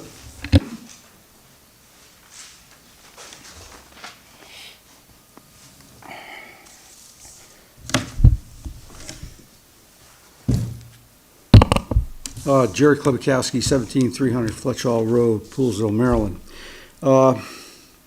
Just for clarity, because I heard something mentioned at the last Fair Access meeting that I just happened to tap into a couple weeks ago, and it said that I demanded some information with respect to the high school. I don't demand stuff. I request and ask several questions that are related to the construction of the school. And that's based on my experience having worked both in the Navy and as a defense contractor, and here as well, that no major corporation or municipal organization embarks on a major capital project without establishing milestones. And with those milestones, concurrent with those milestones, are budgetary requirements or funding requirements for each individual milestone, so that people can judge whether or not the project is being accomplished on time and on or under budget. So, I think that's something that is not something that is that difficult to request or ask of the fact that we're having a major renovation to our high school, it would be nice to know that the school, in fact, is going to open in August of 2024 per the latest CIP proposed budget. And then the other thing I have is respect to the larger gym. I hear larger gym. I hear, you know, that we want a gym that's competitive with everybody else. However, you know, it's like, for me, it's hard to conceptualize what that really means. What is a square foot of our existing gym minus the bleachers? And what is going to be the square footage of the new gym that we want minus the bleachers? Well, in other words, what is the actual playing space of that floor that's going to be in the new gym? Because, you know, they're going to say, well, we're going to give you, you know, a larger gym. And so they make it 2 feet wider on either side, and you got 4 feet, and big deal. Are we going to get something that is going to be that accommodate all the things, both of the school, athletic things of the school, and also of the community? Because that's supposed to be also a, you know, being able to be used by the community. And with respect to, like, I know, like the POR you mentioned with the community center, God forbid if there aren't enough pickleball courts. I hate to think of what you guys will suffer, you know. And I understand it's going to be coming up in this Parks Board meeting with respect to adding more. So, you know, again, I'm not demanding anything. I'm just asking, you know, things that I think our community ought to know. That the school is progressing on schedule. And as a taxpayer, I'd like to know that it's progressing on budget or under budget, and that they're going to open on time. And, you know, what are those milestones? You know, what are the milestones of the various portions of construction? And I don't see that as something that's asking for anything really difficult. Because, as I said, every major corporation sets milestones for major capital improvements, which they expect the people in charge of those, of that capital improvement, to bring it in on schedule and on time, and under budget, or on budget. Thank you very much. I appreciate it, and have a good evening, all. Jerry, just in response, and you can stay seated or sit in your other chair if you want to, that's fine. You know, I guess the response to that is that, so we've had general conversations, and it's very, very early, but from what we've heard is, now I know this will probably come as a huge surprise to you, that it is over budget, and it is behind in construction. 2 months behind so far. 2 months, right. And so we have heard that, but we've also been told when we ask the same question that it is, it's way early, and that there is actually a chance that they could make up some of that time and also make up some of the money. So to answer the question that we've asked them, I wouldn't say, you know, I'm not sure who characterized you as demanding on it, but I would say that you did ask. And if that somehow got characterized as demanded, that was probably off base. And I do think that the residents do have a right to question that. And I just don't know that if we're the conduit, the proper conduit for that information. So, you know, if like the town was building it, that would be one thing. But we're not building it. No, you're not building it, but you're an integral part of being made this come, not yet to fruition, but hopefully by August 2024 it will be. You know, so I would think that MCPS would want to keep you informed, so you could keep our citizens of Poolsville and Western Montgomery County informed, and they could get an appreciation that this is not something that you just, you know, throw a slab down and put up some sticks and a roof and that's it, and you're in walls and you're done. This is a very complicated, intricate renovation, because you've got to tie into new parts of the school into old parts of the school, and that in itself presents a lot of challenges. So anyways, thank you very much. I appreciate it.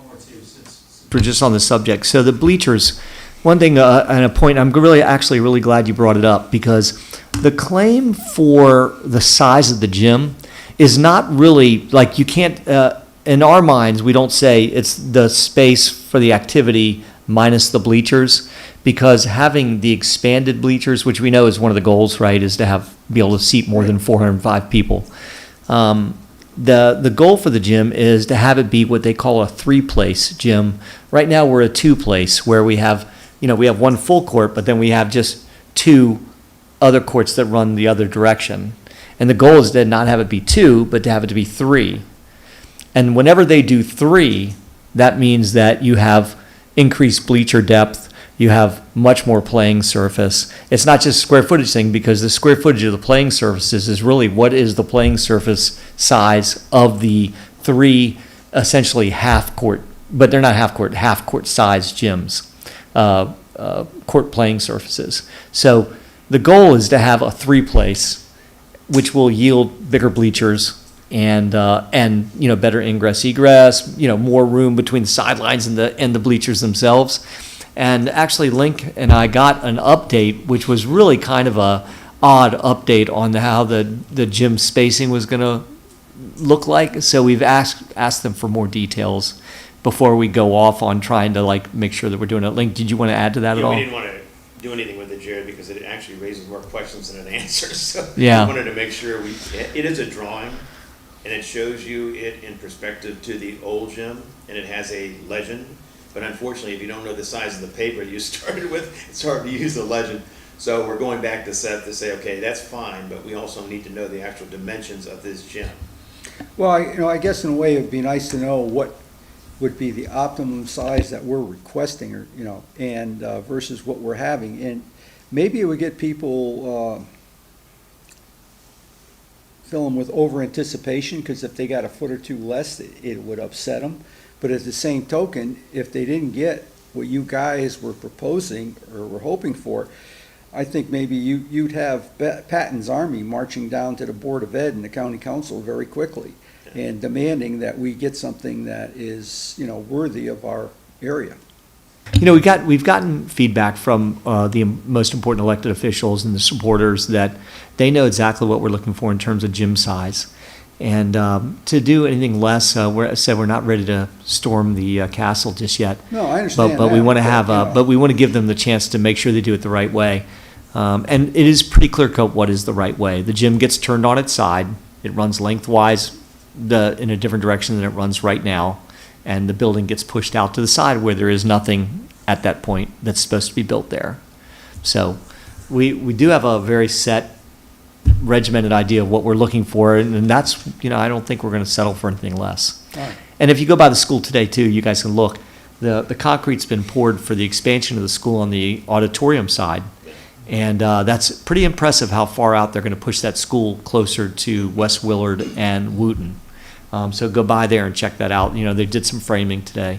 And then just because you're sitting there, I went and got a hard hat tour today of the new Grape Crush facility. And it's, I'll be posting some pictures and different things of that, but it's pretty amazing how far along they are. I mean, this is the part where it starts to slow down. It's always easy when it jumps up high and gets under roof, but the facility itself is going to be incredible. So you didn't have to take your shoes and socks off and start crushing them with your feet, did you? No, you would Well, that's be, good. I had to do that just to get through the mud today, but that was it. Did they recover from the? Yeah, it was a very quick cleanup. A lot of the trusses, many things were reused. Oh. And they were just at a 3/4 stage where they really couldn't handle a big wind before. So it wasn't a structural issue. It was just a timing issue more than anything else. But the building itself, I urge everybody, if you go down and knock on the construction guy's door, they'll give you an escort, they'll give you a hard hat, you can go walk through the whole thing. It's pretty impressive. It's obvious where the money's going. There's plenty of money going into that whole facility, so. All right. Thank you, Jim. Thank you for gentlemen. that. Have a good evening. Thank you for your time on that, Jerry. Appreciate it. Did Carrie make it in? No, I texted her, said, if you can hear us, if you want to, just text me your votes when we get to vote on things, but she's not responding. Okay, got it. Let me see if she did anything here to it or not.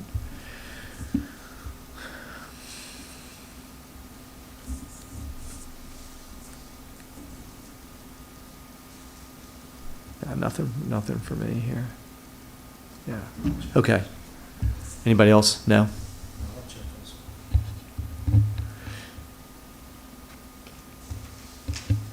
I mean, I'll do her events thing for it. We have Poolsville Day coming up. Done. That's it. I just did her events report. It's going to be massive. It's all weather dependent. Okay, very good, you guys. Thank you for your all your announcements and your committee reports. I appreciate it.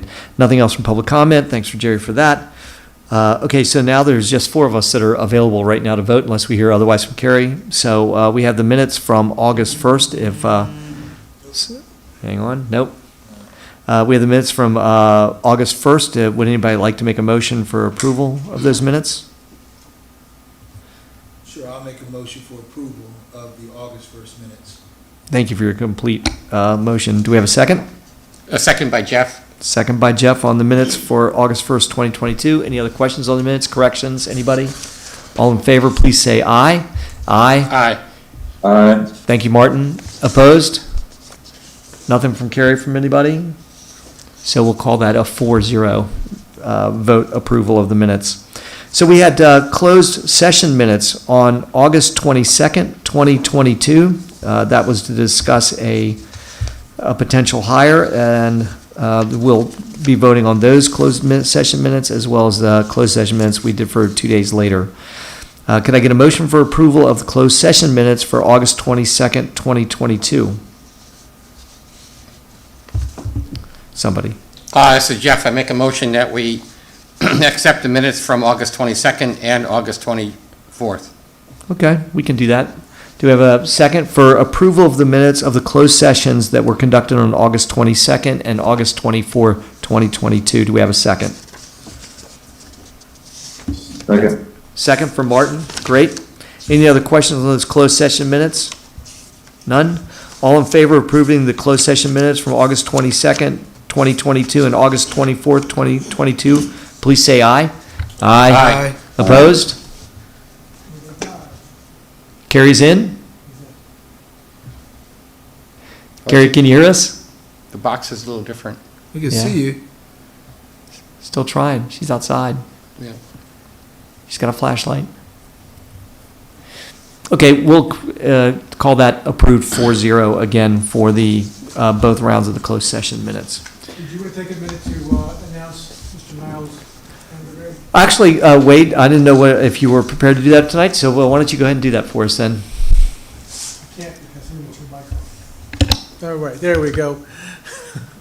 Okay, yes, so at the August 24th closed session, we did have a unanimous vote to hire Mr. Niles Anderegg from Martin's Addition. He's a manager there right now. He's got a good background in municipal experience, worked for the local, or in DC, the Managers Association for several years, and so he's got a nice breadth of experience in different things, and he's going to be a good member for the team as assistant manager. When does he start? He will be starting on October 3rd. October 3rd, great. We had to make sure we invite him to the Fair Access Breakfast, get a hold of him, see if he can make it or not. Great. Does anybody have any questions about, we all were part of the closed session, we all appreciate all the candidates that came in. I want to say up front that I love the work that our hiring committee has put together, again, our volunteer hiring committee group. They did a very thorough job. We also got some nice input from our HR company as well. For it, and it's nice having Wade on board to be able to help us hire somebody that's not him or his position, and that worked out really well too. So I couldn't be more pleased with the depth of the candidates that we had, starting with our HR, our own hiring committee, working its way through the Wade and the hiring process there, and then to the commissioners for all their good conversations and discourse on it. And I'm super happy to have Niles coming on board, and we're looking forward to seeing him here on October 3rd, if not sooner. Nothing else to report on that? Okay, good. Thank you for that. I appreciate it, Wade. New business, Board of go ahead. No, we did them both at the same time. Thanks. No worries. Appreciate it. Wade, Jay didn't stop me, so I just rolled with it. Okay, good. Thank you, sir. I appreciate that. Okay, thanks, Ed, anyway. New business, Board of Election appointments, Wade. Yes, we have a couple positions open on the Board of Elections, and we have two volunteers. Joan Olmsted and Catherine Hall have submitted their applications, and per our permitting process and our application process, it's up for a vote to appoint them this evening. Great. Does anybody have any questions on the applicants? I saw their very minimal, some of their application, but it did appear like they meet all the requirements. They're Poolsville residents. They've been Poolsville residents for a certain amount of time. They want to volunteer. I like their style. It's good to have them stand up. Does anybody have any questions on those appointments? I don't have a question on the appointment, but wait, are there also some existing members of the Board of Elections who are renewing? We took care of that in March or April. Okay, thank you. Ed, any commentary? Martin, anything? No, I read through both of them, but I'm fine with it. Right. Gotcha. Great. Could we have their names again? Joanne Olmsted and Catherine Hall.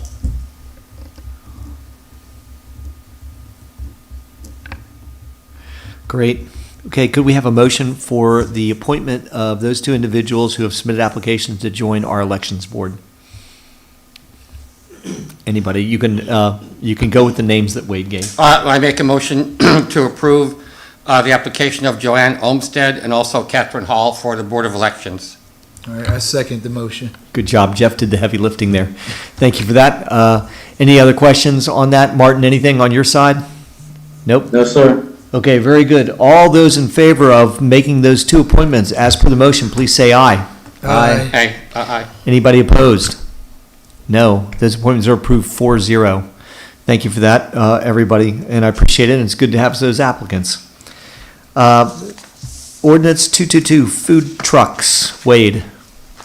Sure, like Martin was saying earlier, Planning Commission took a couple months in going through this to kind of develop some standards and permitting process for food trucks. We took in some public comment that really didn't fit the bill. So there's a couple parts that are moving to this. One is food trucks, and actually, Jay, you can jump in a minute here, but are food trucks that are going to be more mobile and not be in a long term. If they are there long term, like Tony's Barbecue is, he's one of the guys that came and testified, they're going to have to use a special exception process. So you'll see in here, there's definitions, changes, and there's supplemental information to that drive-in, that walk-up, because it's like a drive-in. So and whatever you want to. I mean, just to give you the general, because you've read it all, I'm sure. The idea is, if you wanted to do a food truck right now, the ones you see out there, they're not in compliance with the code. So we had to change the code. And you could become in compliance with the code by going through the special exception process that currently exists, which is onerous for a person who has a food truck that might be open seasonally or whatever. So the whole thought was, we want to have a process that takes the seasonal, temporary, mobile type uses away from the zoning requirement and have a different set of requirements that's easier to do, more administrative. And that's what you have here. If you're going to be set up all the time in the same location and you're not going to move, and again, the specifics are there, then this is not your way out. You need to go through the zoning requirements. And that's pretty much it. And if you're not a person that's staying static in the same place all the time, then you can you're come coming in apply for to this. occasional. Right. The issue we had during public comment was the moving of the vehicle. Okay, it's not necessarily the operation, right? So give you the example, I'm going to bring my truck in, I'm going to sit it there, but I'm only going to be open for 3 days a week. That's still not good. You're not a food truck then, right? You're still sitting in the same spot the whole time, but you're only open. So you physically have to move the truck. It's got to go somewhere else, and then it can come back. And if you do that with some other requirements, you're a food truck. But if not, you're basically what we call a drive-in restaurant or a carry-out restaurant. And it is somewhat unfair that you could have somebody bring a truck that's mobile and just park it and then compete with a bricks and mortar restaurant that has to go through a whole lot of other things, pay property tax and things like that. So that's the balance. The other moving part to that is there's going to be a fee that needs to be established once we do, if we go to the point where we're adopting this. So this is an annual permit that is pulled by any vendor. It's good for 1 year, so we'll have to come up with a fee on that also. Well, I had a question. I had a couple of yellow marks here. And on the page here, section 7B, where it says letter A and then number 2 and then little letter A, it says on private property in the commercial zone must be compatible with the principal uses on site and surround properties and zones. But that brings to mind, I'm not picking on anybody, I'm just using it as an example. Like Tony's Barbecue, the businesses there are dry cleaners and the daycare. So that's not, it doesn't seem to me to be something compatible with the existing businesses. Well, we wanted to make them primarily so that they weren't incompatible with things like if you had a church. That's not really a commercial operation at all. If your neighbor was a house, then it's really not a commercial operation. Next to you, it becomes incompatible. Or a taco food truck next to the Mexican grill. That was another example we came up with. Yeah, yeah. That's owned by the Mexican Grill. Well, like if I had my own taco food truck and I put it in front of your Mexican grill. Oh, yeah. So Yeah. that's what we're trying to say. So, Yeah. but it means that you can only do it on private property in the commercial zone. So you can't do it on a residential street anywhere else. Okay. That's where you're allowed to do it. Or if it's a special event, then the town can do it wherever they want. And so the other thing was about, can be parked at the location for no more than 4 days a week? Does that mean that, again, I'm not picking on Tony's, but I guess I am, he has to move his, Yes, so let's use real examples, because this came out of the real examples here. The ice cream truck comes and goes, Yep. right? Yep. But Tony's does not. And Right. Tony, I don't know if his name really is Tony, but the gentleman that runs Tony's came to the meeting and says, Okay. hey, this would affect me because I don't want to move. Sure. You know, it costs a lot of time to put everything away and Yeah, do it yeah. like that.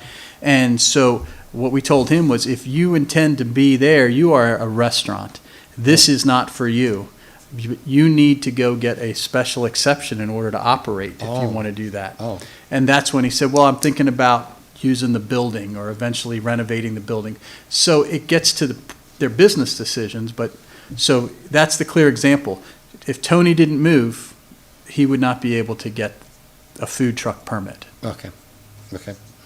And then the last thing is, which isn't written down here anywhere, but just, I happened to I forget where it was, but anyway, there was an ice cream truck, and of course, they kind of drive around, they ring their bell and stuff. Does that, is a movable ice cream truck or movable any kind of truck that just drives around? They don't necessarily park in any one place for a length of time. Yeah, Is that covered under here at all? So we or- use that, the Good Humor, Yeah. truck right, goes through, and they don't prepare food, right? You It's all frozen. ding, Sure. and they hand you whatever it is you ordered. So Oh, yeah. they stop and they sell things. Yeah. But these types of food trucks are like restaurants that actually prepare to order and. Oh, sure. and so that was the distinguishing part of that. Okay. A Good Humor truck would not fall Okay. under this. Right, okay. Yeah, well, thank you. Martin, do you have anything on this? I know you've been a part of it. Carrie, are you there? No, I don't have anything to add, just that we, I'm sorry, was I talking over Carrie? No, you're good. Still, Carrie did chime in, but we'll get her in a second because she's made it. I mean, just that we spent a lot of time on this, and I think it's a pretty solid ordinance. Okay, good. Can I get- Yeah, go ahead. No, Carrie, you're up. Yeah, Go Carrie. ahead. Good to have you. I'm sorry if I missed this already, but did we talk about what are the permit fees? No, that's gonna be, once we move to the, Can you guys hear me? do a public hearing, and then I'm gonna have some recommendations for the annual permit fee. Tell her we can hear her. We can hear you now. Yeah, I guess she can't hear us now. Okay, I can hear you now. Sorry. Okay. Yes, once we had set the public hearing, I'll have a recommendation for a fee, and that'll be part of the annual permitting process, the fee. But we don't know what the cost will be yet? No, it's probably gonna be around $75 to $100 will be figured for an annual fee, maybe more. We're still looking at if code enforcement has to go out, kind of just weighing all the options. But Oh, it that's won't pretty be- reasonable. Yeah, it won't be adopted as part of the ordinance, it's adopted as part of the fee schedule. So two separate documents. Because I assume that I assume that they have, again, I'm sorry if I missed this. I assume they have county fees and health code and fire and et cetera, et cetera. Yes. Matter of fact, that's part of what prompted us to do this, is that they're having a difficult time getting a health permit from the county without a zoning compliance permit from us. Gotcha. Okay. Just one last thing for Wade, and it says the food truck use permit is revocable by the town manager. Does that mean you're going to go and inspect them? No, the code enforcement officer will do the inspections, and if there's a serious violation of some sort, or repeat violations, then yes, we'll take action. Does that mean the code enforcement officer is going to inspect them? Yeah, on a complaint basis, as we do everything else, yes. Oh, it's on a Unless complaint it's something basis. obvious, I mean, if there's, yeah, So it's on a complaint basis then? Someone has to, for the most part. But it's gonna be pretty obvious, because they're in a commercial area, and we only have one food truck in town, so. Example we used when we talked about it was like the trash cans don't get emptied and trash starts blowing around. Yeah, yeah. If we get a complaint, the guy goes and looks at it. The idea, town manager, meaning it's an administrative decision, it doesn't come to you all. okay. Well, thank you. So there's some moving parts. What needs to happen is you need to set a hearing date because you're changing the zoning. We have a hearing date that we want to have on the October 3rd for this. You'll have the public hearing, then anytime after that, you can adopt it. That's it. Great. I think Jeff's thinking the sooner the better, because that like a toasted almond bar, as soon as you started talking about the good humor, that got me going. That was the one I would Or run. Ben and Jerry's, there's lots of choices. I just run out to the truck, and I remember that like it was yesterday. It probably was yesterday. Any other comments from the commissioners on this? As Jake implied or said out loud, we've got to set a public hearing date. The date we have for our next meeting is going to be not the next one, because it hasn't been 2 weeks. But what's the date? October 3rd. Okay, great. So we need a motion to have a public hearing on October 3rd concerning our ordinance number 222 food trucks. I motion that we So have. moved. So moved by Carrie. Great. There it is. Ed, do I have your second on Sure, that? second. All right. Carrie jumped right in. All right. Carrie has a motion for the hold a public hearing on October 3rd for ordinance 222 food trucks. Second by Ed. Any other questions on it? All in favor, please say aye. Aye. Anybody opposed? No? Approved 5-0 on that vote, and we'll have a public hearing on October 3rd. Look forward to it. Again, the 12-pack of the toasted almonds was probably what I'd go for, not just the individual one. That was some really good stuff. Okay, also on a new business, Wade and I have had a lot of discussions about this over the last, not just couple months, but ever since we set our original salary changeover for the guys in classification back when Wade first came back on the scene. A lot of research by town staff, and Wade's put something together for us that's also been sent out to you, but Wade, you can take it from there. Sure, like Jim said, we've both been kind of working on this for a little bit here, putting it together. We did in February, we had the MMC Consulting do a salary study for us to see where we were with other municipalities in like type positions. And we found ourselves, we were pretty far behind at that point. We made some major adjustments, what we thought to be major adjustments. What we're finding out, the workforce really has not come back into the workforce. And with that, a lot of places are increased their salaries. So we increased ours, they also increased theirs. And so now there's a competitiveness going on. Other municipalities are recruiting our members, trying to recruit them. As we saw Andrew Witt, our water superintendent, we lost him to NIH. So with that, I started doing my own compensation salary study again a little bit. I did a little bit different. I didn't look at exactly different positions and how much they were paid at that. I went to all the advertisements that are out there right now for these positions to give you real-time data so you can see what people are throwing out there for entry-level positions. And I have a chart right there I laid out for you. You can see, our entry-level positions is $17.20 an hour, which is fairly low. Most places are 21 to 22. Some are 18 to 20. So you can see it depending on what the position is, but we're certainly way behind on that. Also with some of the licensed operators in the in-between categories, we're behind there. But we really have a big disparity when it comes to the superintendent positions, such as Mr. Haga and where Andrew Witt's position was. You know, Andrew Witt, he took a position as just a regular operator, getting paid the same as we were paying him for a superintendent, just to give you an idea. So that's what these numbers here are for. Now, further down the chart, I also laid out exactly salary ranges of all our guys and their years of service, as well as a proposed increase. So really what we're talking about, a proposed increase would be really for the entry-level positions, to raise that up to 1911, from the 1720 to 1911. And then for the superintendents, a 10% increase, and then a 5% increase for everybody else. And really, this is just for the guys in the field. This is not for the administrative staff. Jim and I are working on some new strategies as far as what's going to happen here in the next, 6 months. There's going to be some changes at the front office. Bobby's saying that she is going to retire probably, in the springtime. And so there's going to be a lot of changes up there. We can just deal with those at that time, any increases or whatever we have to do at that time. So I think that while we're not raising the rates to make what everybody else is paying, I think that with the compensation package we put in place for the health benefits, along with, we said we're going to give them a COLA the next July, the next fiscal year change, I think that we're getting back in line and we're doing a lot better than we were. So that's the recommendation, is for the increases for as outlined here. So I think this is really good, but I don't understand it well enough to say for sure. I think it's really good.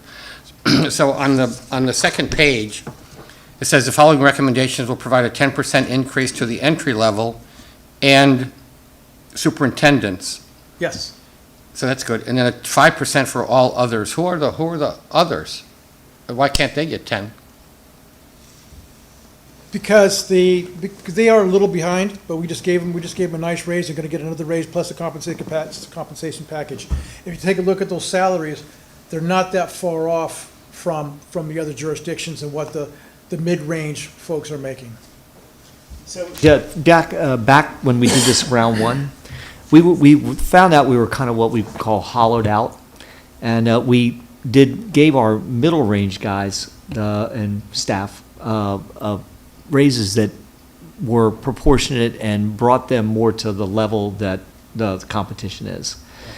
So that we kind of evened out the hollowed out part, but now we noticed and then we go back to where the edges aren't right, and the edges, especially looking at it from a living wage standpoint, was not competitive and not really, you don't sit there and go, hey, you don't have to have Poolsville doesn't have to be like, you got to be able to operate at a loss if you want to work for us, because we're such great people to work for.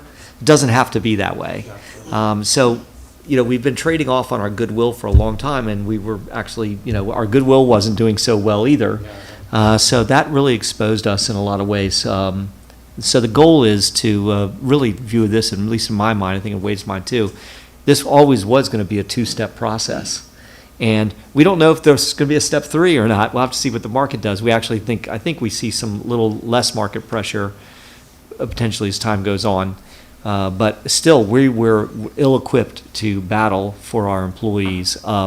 And we did a great job of raising the bar, including our benefits package, which I think to a man all of our people appreciate and are very excited about.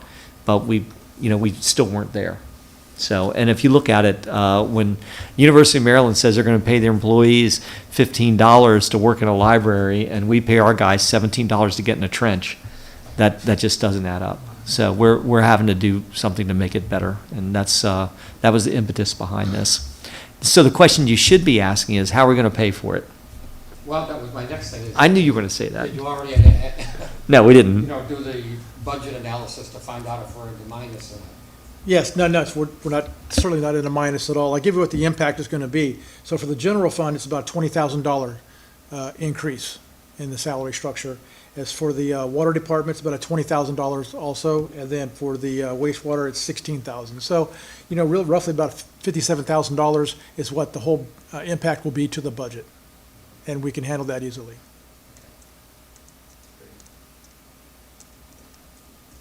Martin, Carrie, Ed? No, I got it.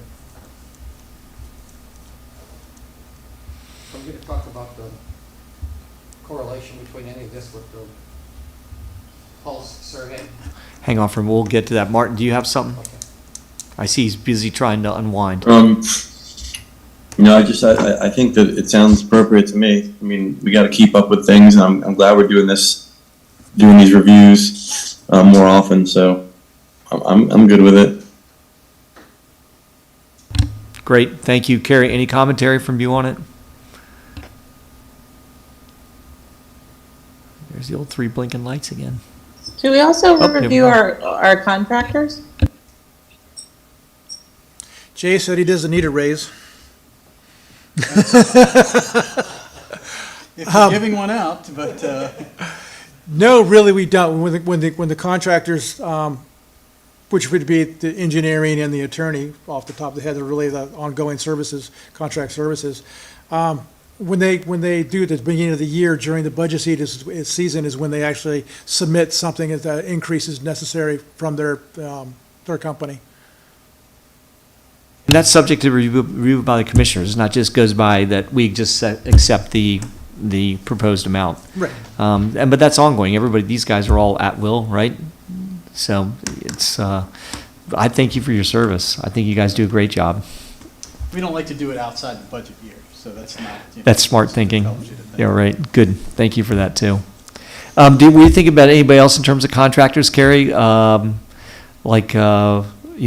MES or any of the other people that we talk to, because that's all on an as-needed basis, right?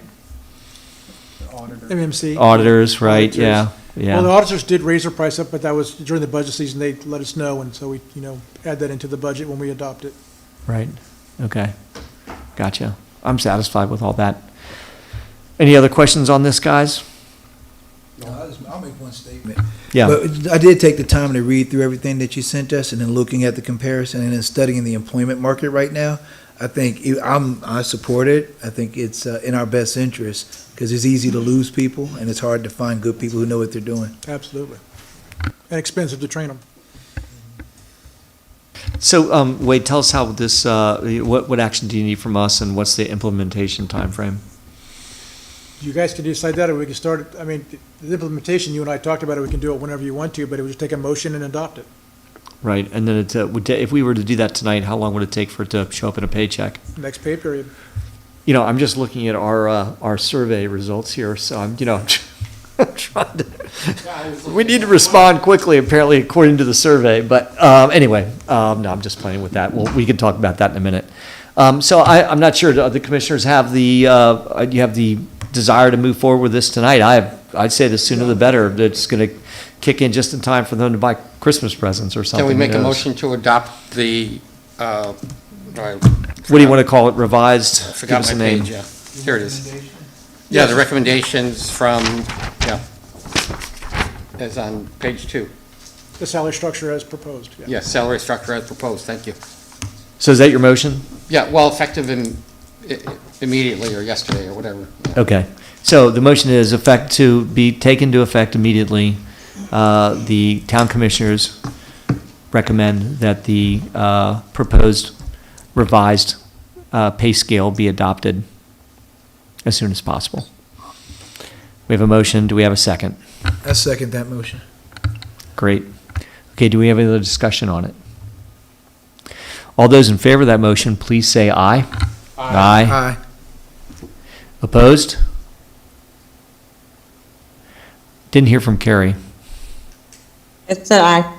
Okay, thank you. You're probably simultaneous to the rest of our ayes. Okay, that's been approved 5-0 to move forward. Wade, thanks again for all your work on that. We still have some more work to do on it, as we know.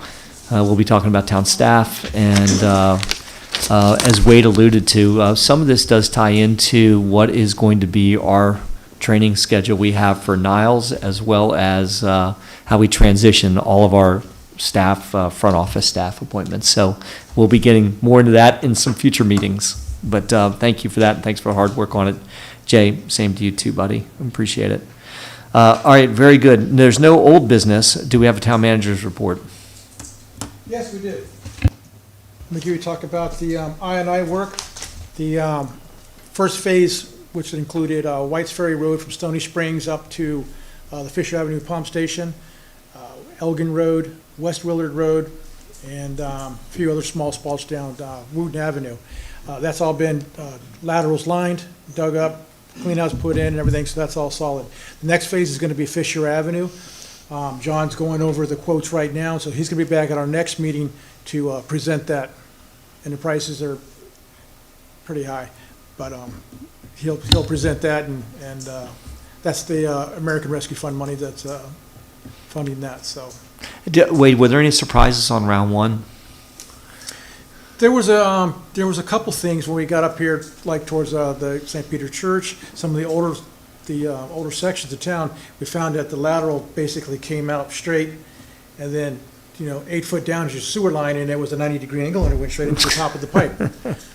And that's not the way you do it. Right. But, so there was a lot of problems with that. There was a little bit of extra digging that had to occur to be able to dig those 90s out, put in 245s, transition it down, so that was a surprise. Great. More of those than we thought, so. Okay, well, that's right. But that was a definite needed fix because. I was going to say, that's old infrastructure. It's time to get rid of it. Crammed to the top of the pipe with concrete around it, so water, rainwater was just pouring in, Great. so. good Okay, fixes. thank you for that. Tell the guys we said thanks. Okay. And it's our contractor that's doing the vast majority of this. I'm sure we're doing some things, but it's, No, he's doing it all. They have, special epoxies and equipment to do the lining. what's the name of the group again? SEN? CES or SEC. SEC, right, yeah, gotcha. Okay, yep, nope, they've done a good job of traffic management and doing their work so far, keeping it neat. Yep. At least in my opinion. Let's see, the survey, as you can see, so we had our initial survey that MMC did November of '21. I think they did the first part of it. So we, looked at that. So we said, when are we gonna resample the survey? So what she does, Antisha from MMC, she does a pulse survey, it's called. So every couple of weeks, she'll send out 2 questions via email to the guys, and then she collects the data. And you can see, what's here in front of us. Better than it was before, that's for sure. There's a couple, I don't know who they are, but obviously there's a couple of employees that were no's with everything, it seems like, but, hard to say. I think that number 5 has pretty much been taken care of. Ricky Davidson's now taken over the water department, and the guys in the water department are ecstatic to have his leadership. He's been with us 22 years. He's been in water and sewer, but he's worked at Parks and Streets the whole time, but he's cross-trained over back and forth. So it's going to be a great thing for the water department to have him up there. So I think that number 5 is probably taken care of already. Great. That means number 6. I can't help you with that one. No, I don't know. I don't know what that's about. I really don't. Do me a favor, Wade. Is it possible to ask them if there is better ways that we can communicate with them from a commissioner standpoint? Because I would really like to. I don't expect it to be 12-0, but it would be nice to see a 10-2 or something like that, if there's a way that we can increase that communication. I was surprised to hear this. And Kerry and Martin, I'll get you a copy of the survey results. I'll email them out to you so you know what we're talking about. What is it, communication is the issue, or is it, because when I read it, it says, have the commissioners made any improvements? Improvements in what? To me, it's kind of vague, because some people might be, no, things are going fine, others might say whatever they say. Sure. So I think the question, I guess I want to look at it. Just so you're saying we just need a better question. I think we need a better question. All right, I like your style. So what is true, though, it's improvements in what? Yeah, That's I really, just see any improvements, and I think we just pushed through not one but 2 major wage scale differences. So, And I mean, that maybe compensation they and- think that just comes from Wade. No. That's a communication I'll send them issue. an email out and let them know, thank the commissioners, as I did last time also. No, what I'm gonna do, so they've not even seen the compilation of the. 7 up and 2, by the way. Right, so they've not even seen the results of their own survey. I just got this today. So, right, maybe that follow-up question might be, it's based on the survey, it's asking, have there been any improvements since November? Are there anything, it might be something where they give more feedback, what type of improvements, are there any additional improvements that you think the commissioners need to make? All right, what's specific? I plan on having a meeting with each department like I did Maybe initially. drill down a little bit. And, just open it up, get some dialogue going, so. yep, okay, thank you. So I'll give you some feedback once I talk to Yeah, them. feedback is the breakfast of champions. I chuckled when I saw that. I think, wow. Not me. Not me. I had a couple no's. I'd be laughing, but we're definitely taking it seriously, and we'd love to improve those numbers. And I'm not sure what it's going to take to do it, but we're going to do what we can. So, and I appreciate you. I appreciate the poll. It's our HR company working hard for us and keeping that communication lines open. So, They have done a couple of training classes for us, training classes with superintendents, as well as all the employees in general, also on a separate session. So we're moving along and through training and, keep, get in front of them, so. okay, thank you. We'll look forward to your report back on what we specifically can do to make it better for them. So, thank you for that. Does question 1 and 6 contradict each other?